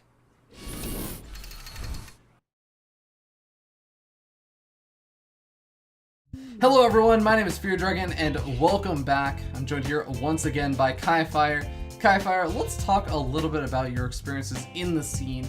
I want to ask you, what exactly have you been doing to try and differentiate yourself in the scene or try and put yourself out there? We talked a little bit about exposure, and that's really hard to come by right now in the scene, but what kinds of stuff have you been doing? Well, as far as exposure goes, I've been trying to stream stuff. I've been trying to stream my tournament play more, because that's something I also kind of didn't do as much. I'd play in a tournament and not stream it because I didn't want to be distracted or something. I feel like it's also a great opportunity for people to actually see games that they don't normally will see. It's like, all right, I just played Hyun. Nobody's going to see that match ever. What happens if I actually win one of those series? And then, you know, there will be at least somebody actually who watched it. There will be a VOD and all the other stuff. As far as other things with exposure, I've been trying to get out and make more connections and things because I've had a lot of social issues of just not really talking to people. I'd go to an event and literally be like a ninja there, not talk to anybody. Nobody knows I'm there type thing. I've been trying to really break out of that and just be a lot more sociable. What do you feel you're doing that makes you more deserving to break out of the North American scene? What are you doing differently that you think other people aren't? Well, one of the things is like I get out and try to compete in absolutely everything. That's like, if I'm available for it, I'm signed up for it type thing. And that is something a lot of like professional players and stuff don't do, that I've always been a little perplexed at. It's like, all right, there's money on the line, but let's not sign up for it. It's like, all right, well, there was like a tournament for like $200. It's not worth it to me type thing. It's just like, I signed up for all of those. But yeah, it's just, in terms of other things, that it's just, I try to get out and be competitive and try to do these things as a player. I try to improve and try to take it seriously. Granted, being like an entertaining streamer would be nice, but it's Mhm. not that high on my list. I'd prefer to spend that time practicing, trying to put up like educational commentary to both myself and everybody else that's watching. Like if I sit there and be like, this is my thoughts at the time in this game, I can sit there and watch the VOD myself and be like, all right, well, this is my thoughts here. So it's great for me, and then it's great for other people. I also do want to ask, like, do you feel like you're at the level where you feel like you can have that breakout performance where you're beating maybe some top either North American pros or maybe even getting some of those good games like you mentioned before, like beating a player like Violet or something? Do you feel like you're there?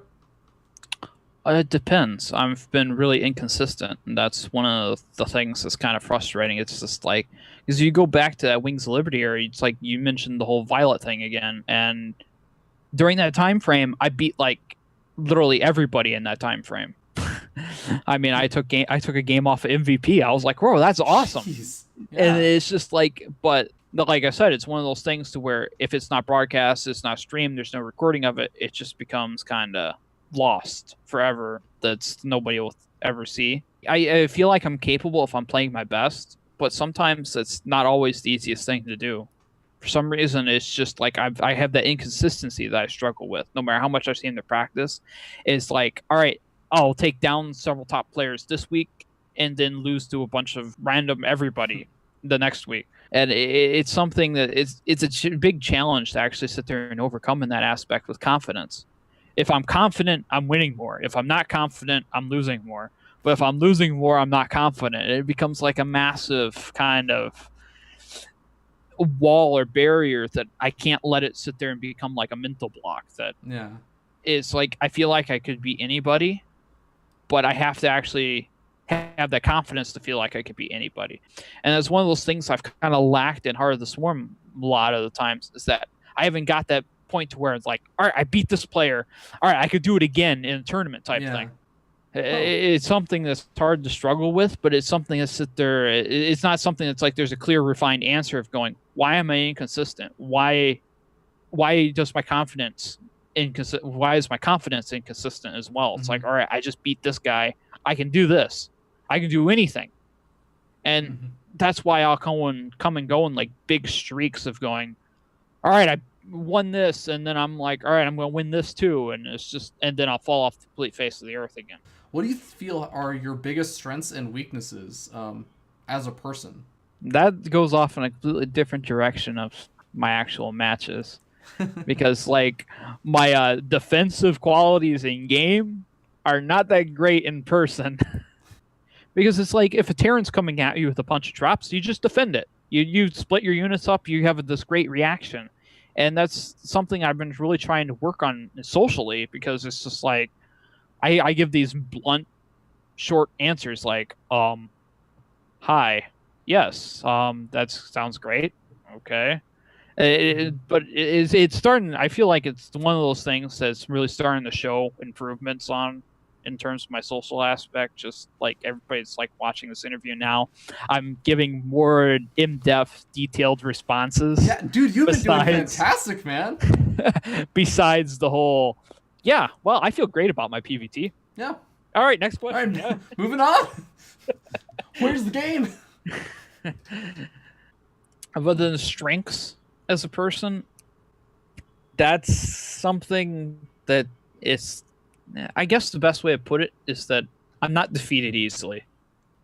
Whether it's being disencouraged by failure, oh, I didn't find this job this week, so I'll apply again next week or at someplace else.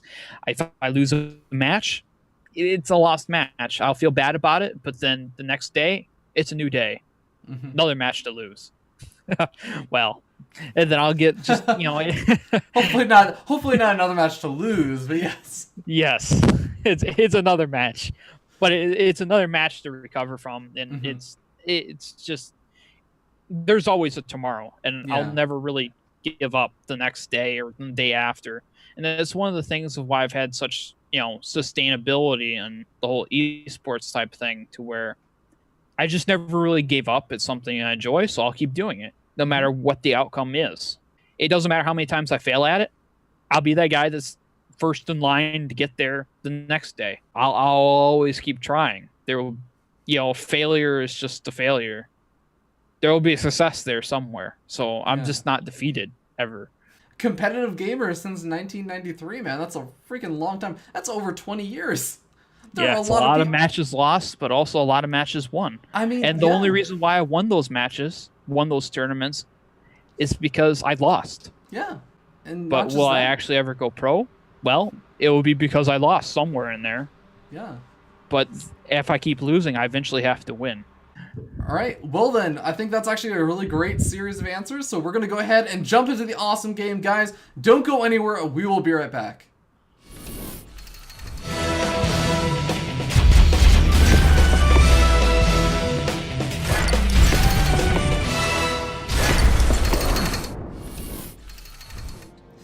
Hello, this is Kif1re, and welcome to Breaking Out, the show by North American StarCraft 2 players that you need to know about. Today on the show, we're going to take a look at the awesome game of the day.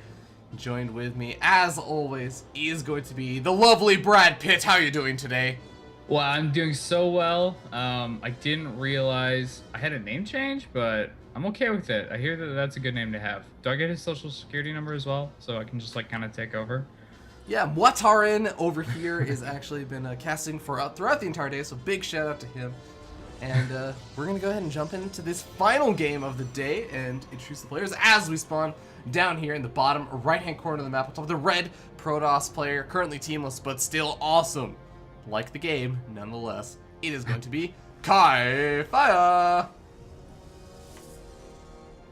And here up in the top right, we have an Irish lad. Keep going. I'm digging it, man. I'm digging the accent. I'm really bad at this accent, but it's fun. That's all I got. Unless you want to test the entire game like this, you can try. I mean, you could go ahead. I don't think I'll be able to join you on this I one. don't think I'm gonna do it. That was really fun, though. I'm actually pretty impressed with that one, man. Yeah. Oh, thank you. That was pretty good. I'm actually scared to try it out myself because I just don't think it'll match up. Listen, you gotta do it. I did it. That I have no shame though, so maybe that's why. I'm afraid that I'm gonna break out into like the Warcraft 3 dwarf voice. It's like, all right, laddie. It's like it's not right. It's Scottish, isn't it? Yeah, exactly. Yeah. Wait. I thought it was Dwarvish, man. Isn't that a Dwarvish accent? What? It's not the same thing. Oh my god, my life is over. Oh, so crazy. Living my entire life on that assumption. Didn't realize it wasn't true. Oh god. Anyway. Well, for anyone really quickly, for anyone wondering about what the these little hats are on top of all these probes, this was actually in fact played during the anniversary week period, where all of the units, the workers in StarCraft 2 had little hats. And these are the Protoss hats. When I started playing again during this week, I played a lot with these hats. Man. Yeah, dude, those hats. It's people keep saying skins are gonna save StarCraft 2, and clearly, it's working. Oh, excuse me. I can't say I'd pay for a party hat. Oh yeah, I'm just kidding. Not for my units. All right. Well, yeah, game has actually been kicked off. I think we did have slightly different openings in terms of the gas from both these players. Irish Lad did actually go for the double gas and just immediately put 3 guys on each gas. I think that Kif1re stuck around on 2 guys on each gas for a little bit longer, so he's gonna have a little bit less gas, but a couple more minerals. And actually, you can kind of see the difference in their gas income right now, just by taking a look at their gas. All depends on how quickly they want to attack. So, we should see more expansion-oriented builds from Kif1re, just because he wanted those extra minerals. So it wouldn't surprise me if he took a base. And this is the map to do it on. You just have a free natural. You just of course with the ramp you're pretty safe. So wouldn't surprise me. We do see what Irish Lad is going to use his gas for. Going for the Stargate. Yeah, Stargate gonna make a lot of sense. I mean, you can get some really nice damage, especially done with that Oracle. I actually wouldn't be too surprised either to see Kif1re maybe go for like Gateway aggression, just because again, extra minerals, same thing as Nexus. But this Mothership Core from Kif1re, it kind of does actually have a decent long way. It might take a little bit of extra damage over here. Yeah, it actually might just die. Oh no, he didn't micro. All right, so if that Stalker had been microed properly, it would have killed it. Really? So you just block the stalker underneath the mothership core, Oh, and you yeah. shoot like when the cooldown's off, and you do more damage. It might die Oh! anyway. Ooh, Oh. 15 health. That was really close. Wow, I man. can't believe how close he was to losing that, but does keep it, and that's really all that matters. Yeah, it has a single kill too, man. That's a baller mothership core. Yeah, dude. Mothership cores don't usually get kills. They kind of do 0 damage. It's like the equivalent of a sentry. It's air sentries. Pretty much, man. Kif1re are going to be going ahead and getting a robotic facility up, and as you were saying that earlier, Nexus as well. Kind of interesting though is if Kif1re decides to put on some aggression, and this does actually come into play sometimes. The mothership core, it's so important for that photon overcharge, and Irish Led's not going to actually have a lot of health on his mothership core. It's basically going to have, I think, 115 less health than normal. It could actually get sniped off very, very easily before it even throws down the photon overcharge if he's not careful. Well, here comes an Oracle. Let's see what this can do. Well, a couple kills so far. Not really reacting very quickly was Kif1re. So, you know, the Oracle gets 4 kills so far, and it might get sniped here. No. Okay, Oh, that's pretty actually a really big deal. Yeah. Flipside Gaming's Irish Lad gonna be surviving with that Oracle for a little bit longer. But at the end of the day, we do have Nexus going up for Irish Lad as well. So both these players pretty content to actually just expand and play this out in, I want to say, a typical PvP, but honestly, you just usually don't see Nexus go up this easily for PvPs. Yeah, exactly. This is like one of the only maps you can actually expand in PvP on. Is if, you know, warp gate pressure still isn't that great because you still have to walk up this ramp. So even like I'll do like 2 stalker rush or like 3 stalker rush into a Nexus on this map. And you just stop 4 gates and you can tech really quickly. You're not going to die to any kind of tech all in, and you're not going to die to the warp gate all in, so you can take a good base. It's about the only map that I'll ever take a base on in this matchup. Usually I just cheese. Oh, Oracle actually does end up getting picked off by Kif1re. Nice snipe off over there. Yeah. But it's kind of weird, like, for the most part, besides the fact that they went for different tech choices, I mean, they feel really, really similar in terms of where they're at. I mean, Irish Light is now finally actually making a little bit of difference. He's getting up that initial Immortal, whereas we see Kif1re going straight up to that Robotics Bay.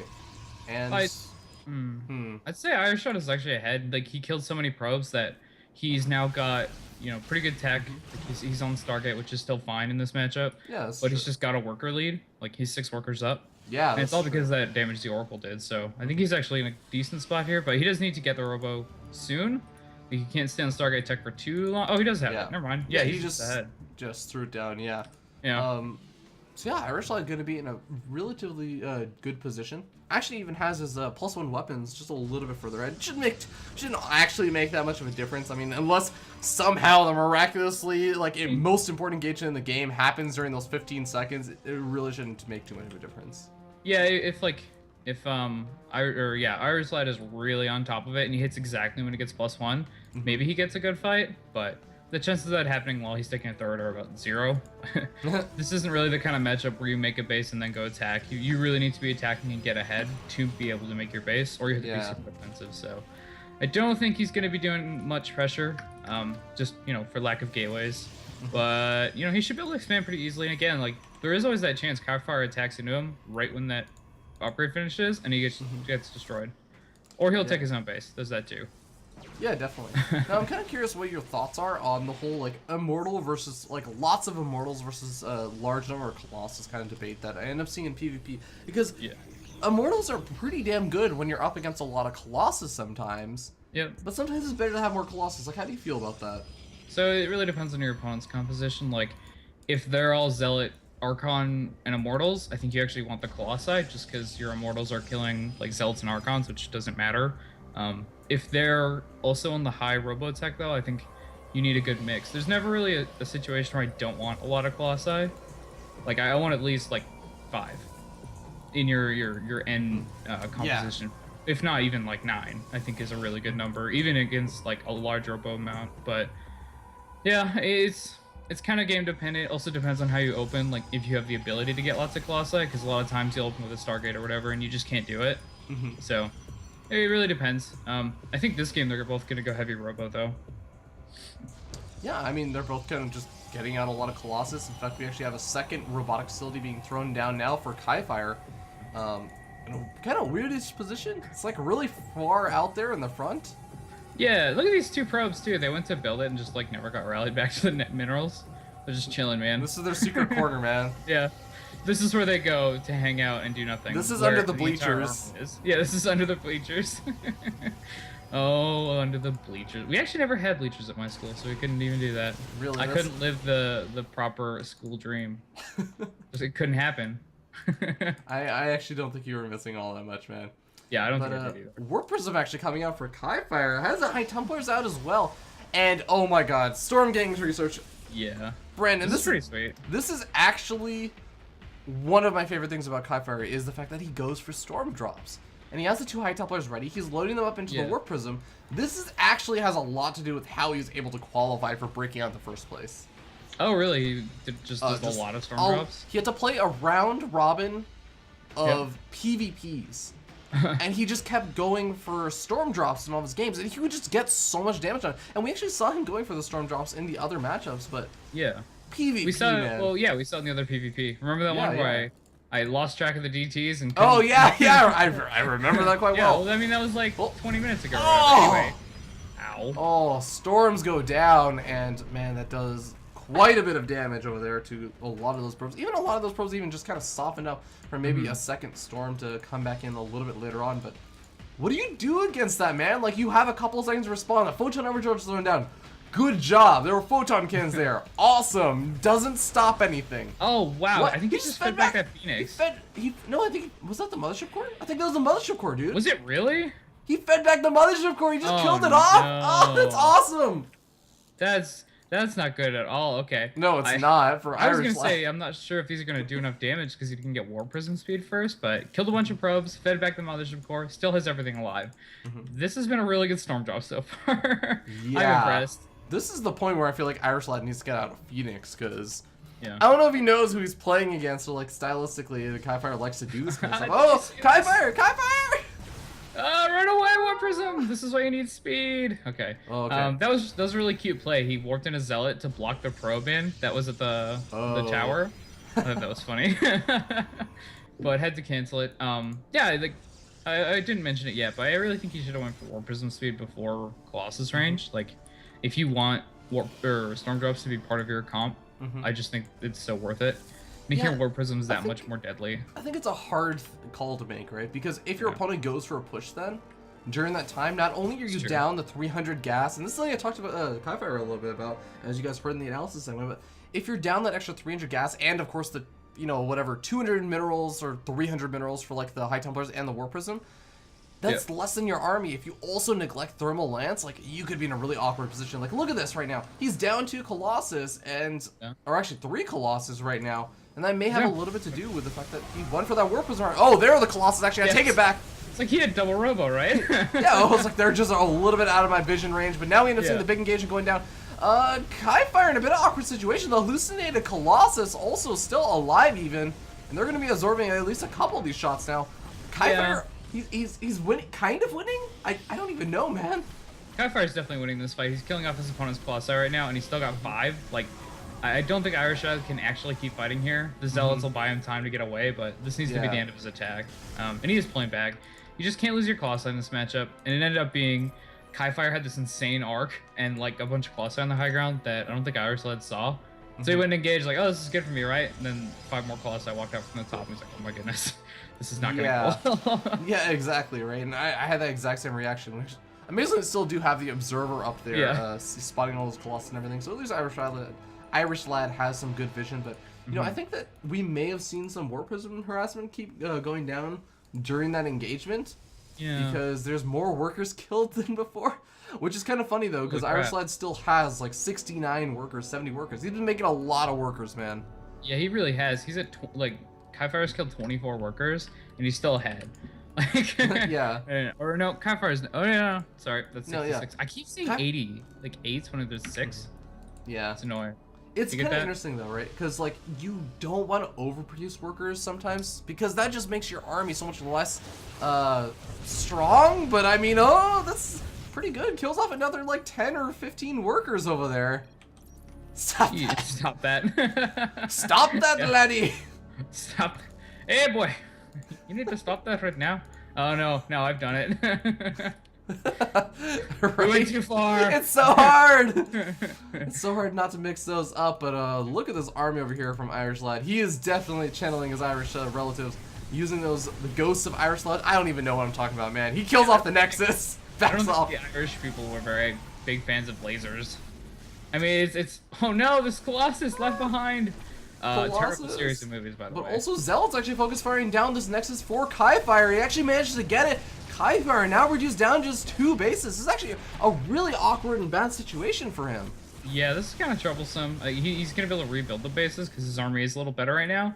And yeah, he's got enough money to make both right away. So it's not the worst, but this is where we see Irish Lad producing all those probes coming in. Like, yeah, he's been losing them, but he's just had so many probes, he's mined a lot more. And then he's just able to reproduce a lot easier. He's behind in supply again just because the army here for Kif1re is so insane. But if Kif1re ever loses this entire army, I think Irish Lad is in a really great spot. Yeah, I think that's exactly going to be it. Kif1re has this kind of safety buffer of at least I'm basically maxed out, so my opponent can't just push it and kill me. I have time to get up my bases again and try and build up a little bit of a bank to match my opponent. Warp Prism trying to go back in over here. Oh, the probes that were coming back. Oh, God. Oh, God. Well, up to 54 workers killed.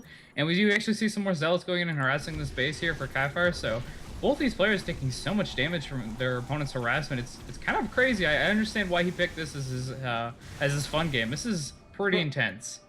Oh my god, this is actually really, really awesome. More cannons going down for Kif1re may help him survive with that Nexus for a little bit longer. There is that Phoenix we were talking about that Irish Lad really needed to get. I think at this point, after losing all of those probes, you start to realize, okay, wait a second. I should do something about this. It needs to stop here. Oh no, Warp Prism! Warp Prism! Oh. We're doing a pretty big engagement. I definitely don't think Irish Lad wants to fight here. He doesn't want to fight up a ramp into his opponent's 9 Colossi. So it's probably a good idea to pull back for him. But at this point, like, his army's almost as good. He's down 1 Colossus, but he's got a lot of Archons. So I think it's all down to positioning now. And this is definitely bad positioning for Kif1re if he walks down this. He really oh my needs to god, be time careful warps. to spread out his Colossus right now because they are so clumped up right now. He's going to actually kill off the Mothership Core. That's actually a really nice win. I don't think the Mothership Core had enough energy to use a Time Warp anymore, but it's still going to be a nice win. Yeah, I mean, you still have to remake it, and then it had, I think, 80 energy or so, so it'll come out with less than that. It's definitely a very big Storm drop! Storm drop! Our probes.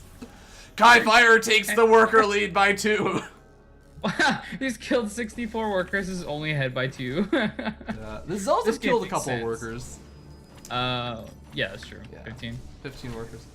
So Dark Shine just finished. Oh my god. Oh, there's actually a huge engagement going on right now. I didn't see that. So, pretty decent engagement there. All the Archons right now are just getting obliterated. Did you see that? Yeah, the storm actually coming down from Kif1re as well actually really helped take out a lot of those groundings. Just that AoE damage helping out a little bit. It's something you don't see. You don't see those psionic storms going down in this matchup very often in the actual engagements. It's weird enough to see storm drops. Yeah, no kidding. I think it's pretty good though. How is this Storm Prism still alive? What's happening? Like, how is this still a thing? Why isn't that Phoenix killing it? Where is the Phoenix? Where did it go? Okay, there it is. It's He's going for it. Run away, Warp Prism. He's probably gonna drop the Templar, feed back the Phoenix, and then put them back. Oh my god! Hold on. The Phoenix has 150 energy. Can he do it? What is he gonna do? Kill it? No, it's 180. Run away. Oh, he's gonna try and get off one last storm drop, I think. Yeah. Oh, he feedbacks it. Yeah, it survives with 17 health. Oh, it's gonna turn into Archon now. There's actually an engagement that's going on in the center. Yeah, wait. Did I just? Through the magic of replays. I think he just moved commanded his army into Kif1re. Wait, hold on. What just? Okay. This is where everyone in the chat is yelling at us. It's just like, how the hell did you just miss the actual? That Irish Lad! Irish Lad! The reinforcements! Irish Lad! That was actually should have been a decent fight. Oh my god! Irish Lad! LOL. Irish Lad! Oh my god! Excuse me, let me translate. Did I just move that? I don't know how to do LOL Irish. Okay. I'm gonna say something really quickly, okay? Okay, do it. Because, you know, a lot of people will say, oh my god, Irish lad's so bad, blah, blah, blah. Like, you have to realize the reason why he did that was because he was controlling that damn Phoenix to try and pick off the Warp Prism that has killed off 82 workers. Like, that is actually something you have to consider. Kif1re has been so good and annoying with that Warp Prism and the High Templars that Irish lad felt like he had to deal with it, so he was controlling and making sure he did not let that Warp Prism get away again. And during that time, he had a bit of miscontrol, but it goes to show how much damage, and like not just actual like worker damage, but how much mental damage he was doing to Irish lad there. Yeah, those storm drops, obviously they did an insane amount of worker damage. But you're right, like taxing his management of his army, obviously, and getting him to move and it into his own, like. Yeah, that's sometimes that's what happens when you're forcing your opponent to deal with something like the sickest storm drops ever. Also, this Archon, if we look at it, I guess it gets the kills of the Templar. So it has 71 kills. What the hell, Brandon? This is relatively ridiculous. This is more workers than I usually make in almost every matchup. Oh my god! Look. Salutations and Taro Dune to this damn Archon. Yeah, no kidding. Oh my god, that's awesome. Wow. Everything. All right. Yeah. Well, the Archon, the bane of Irish lad's existence. That is a thing that just happened. So thank you all so much for watching that and joining us for that. We still have a bit of the show left, but Brandon, you've been joining me here all day today, casting all these games. Why don't you tell people where they can check you out? If you want to just follow me on Twitter, that would be great. Greatly appreciated. It's at Muataran, Muataran. I'll hopefully be in the chat at some point and type it in. What's up? I was gonna be in the chat typing "add Brad Pitt." At Brad Pitt. I'm gonna be like, sorry guys, I'll type it out seriously. At Muataran. Yeah. At Mutaran. Mutaran. Like, Muterran. Like, yeah. Just spelling it all the wrong ways. But guys, for serious, I will be typing it out in the chat. So definitely check out Brandon. He's super duper awesome. He's been trying to get back into the StarCraft 2 casting, and you know what? Give him those Twitter followers, and that'll be a little bit extra incentive that I can use on him to get him to cast more with me. I'll always cast with you if you need. Oh, thank you, man. It's always a pleasure. But thank you guys so much. We're gonna be jumping back into the show. Don't go anywhere. We'll be right back.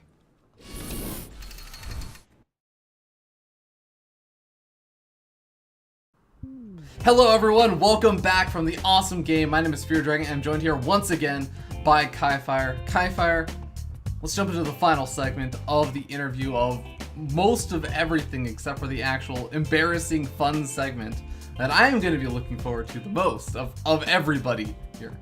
I especially enjoy watching players squirm in their discomfort zone.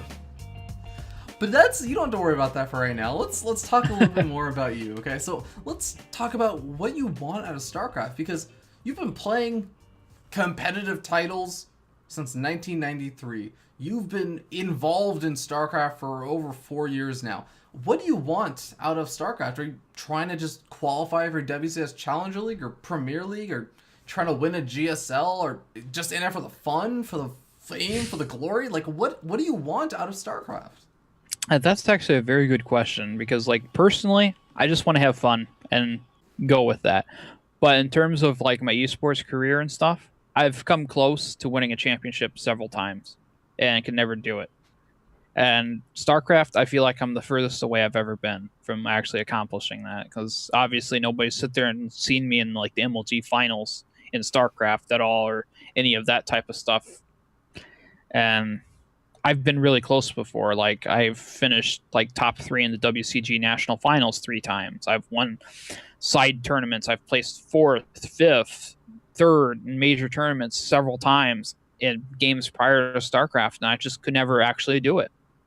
It's like, no matter how close I am, it's just always that one match away. It's always that close, never give up, and kind of just sit there and go. I would love to sit there and try to figure out how to get better to actually win a championship.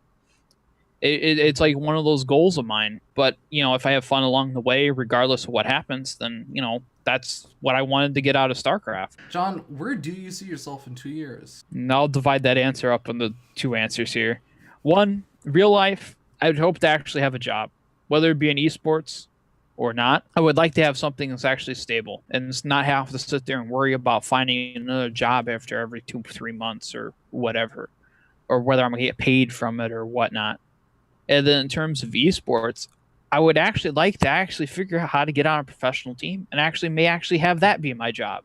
But it's just, I would have to do something with it. I have to win something. I have to get out there and be better. I'm of course I'm going to be better 2 years from now. Mm-hmm. I don't see myself as a person that gives up. So I'm obviously going to be better. I'll still always have that experience that'll always make me better. Final question I do have for the show. So actually, the question that I always ask at the end of the show is, why should people root for you? Why are you a player that people should be cheering for when you get to that Red Bull event and you're playing against Pult? Why are you the player that people should be celebrating and hopefully in someday heralding as the next Foreign Hope?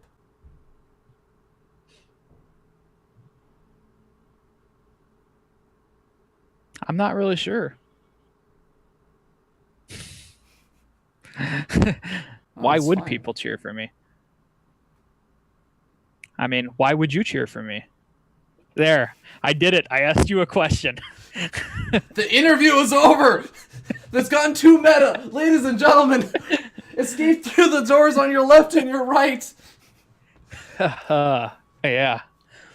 Well, okay. Yeah, you know what? I'll take you up on this one, because you know what? I feel like I've gotten the chance to get to know you a lot better over this past, let's see, probably 2 hours now almost, in terms of recording time, but of course this is going to be much more heavily edited. But yeah, John, let's talk about that. I think that one of the reasons why people should cheer for you is because you have the work ethic and I know you don't necessarily have consistency with your results, but you have consistency in the sense that you're going to be there tomorrow. You've said it yourself. You have a very dedicated way of practicing. You might not even have the practice partners right now. You don't even have necessarily all the resources. You don't have the financial stability. You don't have the practice partners. You don't have the team and all those other things. But you are still coming up with very effective ways with a great mindset to continue to improve. And I think that's something that's really, really important. And of course, there's also that whole aspect of you've been around for such a long time. Not only do you have that experience,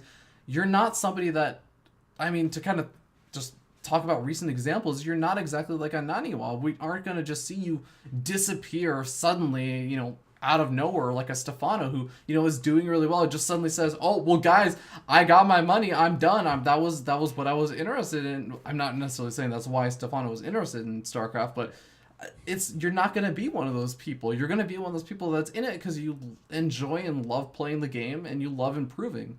And I think that's actually a lot of really good reasons to root for you. So I don't know, man. Do you agree?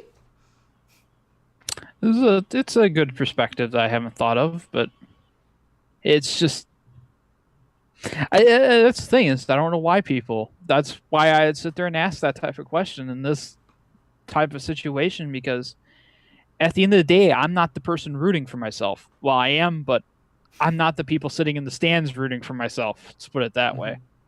It's a perspective that I've always just competed for myself type thing. Mm-hmm. I've competed because I enjoyed doing it. I've competed because I enjoyed the competition. But when it comes to the actual fan aspect, it's that aspect to where I really just never really thought about it. It's just I know that my little fan base on my stream can cheer for me because they watch my stream. They become emotionally invested in my stream. They know what I've been through. So therefore, they have that more of that connection. So they can cheer for me off of that. So with that, we're going to close it up, man. That you've done it. You've made it through to the end. And do you have any shout-outs that you would like to give? Shout out to you for running this. Thank you. Yes. I mean, the people that give opportunities are what makes esports even exist. Because if you just had the same 3 people at the top all the time, competition would actually get really boring to watch if that's all that existed in the tournament. Anybody else want to shout out to your parents? Your dad Yes, sounds let's awesome. give a shout out to them. Shout out to those guys. They're so awesome. And one of the reasons why I sit there and have that opportunity to, no matter how bad things get, to actually sit there and actually continue trying. Because imagine if I didn't have internet or anything else, that means I wouldn't be able to try anymore. It means I also wouldn't be able to apply for job interviews and stuff online anymore, or keep going, period. Mm-hmm. I have no idea what my life would be like without that. That's going to be it, ladies and gentlemen. Thank you all so much for tuning in. John, Kif1re, and you never told me how to pronounce your last name, so I'm just going to say it. Kif1re, John. Kif1re. Kif1re, okay. Yes. John, Kif1re, Kif1re, ladies and gentlemen. Thank you so much all to everyone that actually decided to tune in. Don't go anywhere just yet. We are actually going to be jumping into the fun segment, but of course, if you did enjoy the show, please do consider following me over here on the channel, twitch.tv/FearDragon64 and youtube.com/FearDragon64. And of course, be sure to tune in for Breaking Out every Friday and Saturday at 6 p.m. Pacific and 9 p.m. Eastern. We have a bunch of other players that are going to be on. And of course, we're going to eventually lead off into the Breakout Invitational, where we're actually going to get to see John over here compete in that and show kind of what his preparation, what his practice, and what his fortitude can actually yield in terms of results. And, you know, it sounds weird, but I'm rooting for all the players in Breaking Out, so that definitely means that I'm rooting for your success as well, John. So thank you so much. It's been an absolute pleasure to have you. And guys, enjoy the rest of the segment, for the fun segment, where we're going to make John cry tears of embarrassment. My favorite part of the show. Have a wonderful night, ladies and gentlemen. Take care.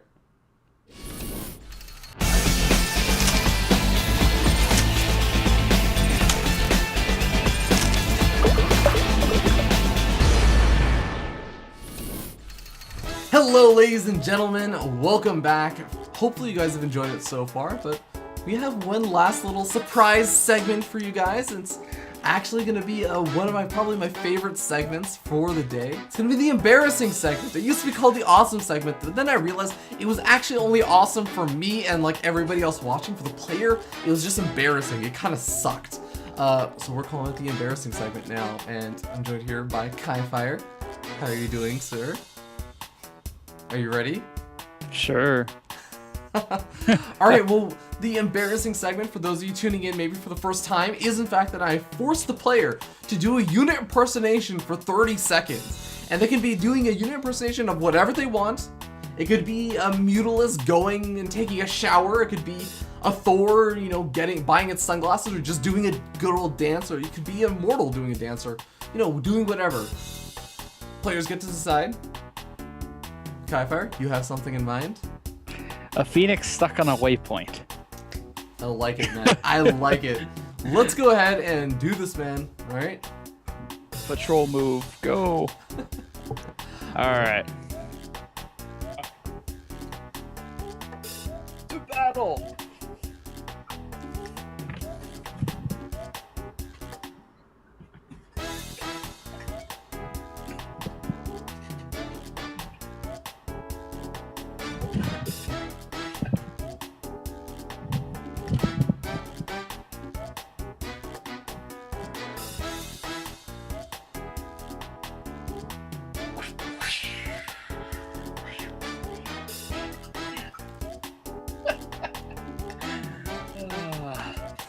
Okay. Well then, that definitely just happened. Did you have fun there, man? Spin around. That must be how Phoenix feel. And that was my inspiration for it. Because I know when you put them on patrol move, all they do is spin around and they pick stuff up occasionally. Commander, what would you like me to do? Well, just move over here and then move over there and then move back over there and then move over and then it's like, oh, Commander, are you sure about this? I just remember back like Wings of Liberty before they fixed the patrol point to a minimum distance. Oh yeah. Had the star on it. Oh god, like you just imagine like the Viking flowers and all that other stuff, like they're just like spinning around in their chairs. That's what I was thinking of when I started this. Oh my god. Yeah, that's actually the thing. They were actually just like rotating the ship in like a circle repeatedly. Really fast. Man. Yeah, exactly, man. Well, I very much enjoyed that. Thank you so much, Kif1re. You've already done all your shoutouts, of course, in the previous segment. So thank you everyone for tuning in. Hope to see you guys for the next episode of Breaking Out. Have a wonderful night, guys.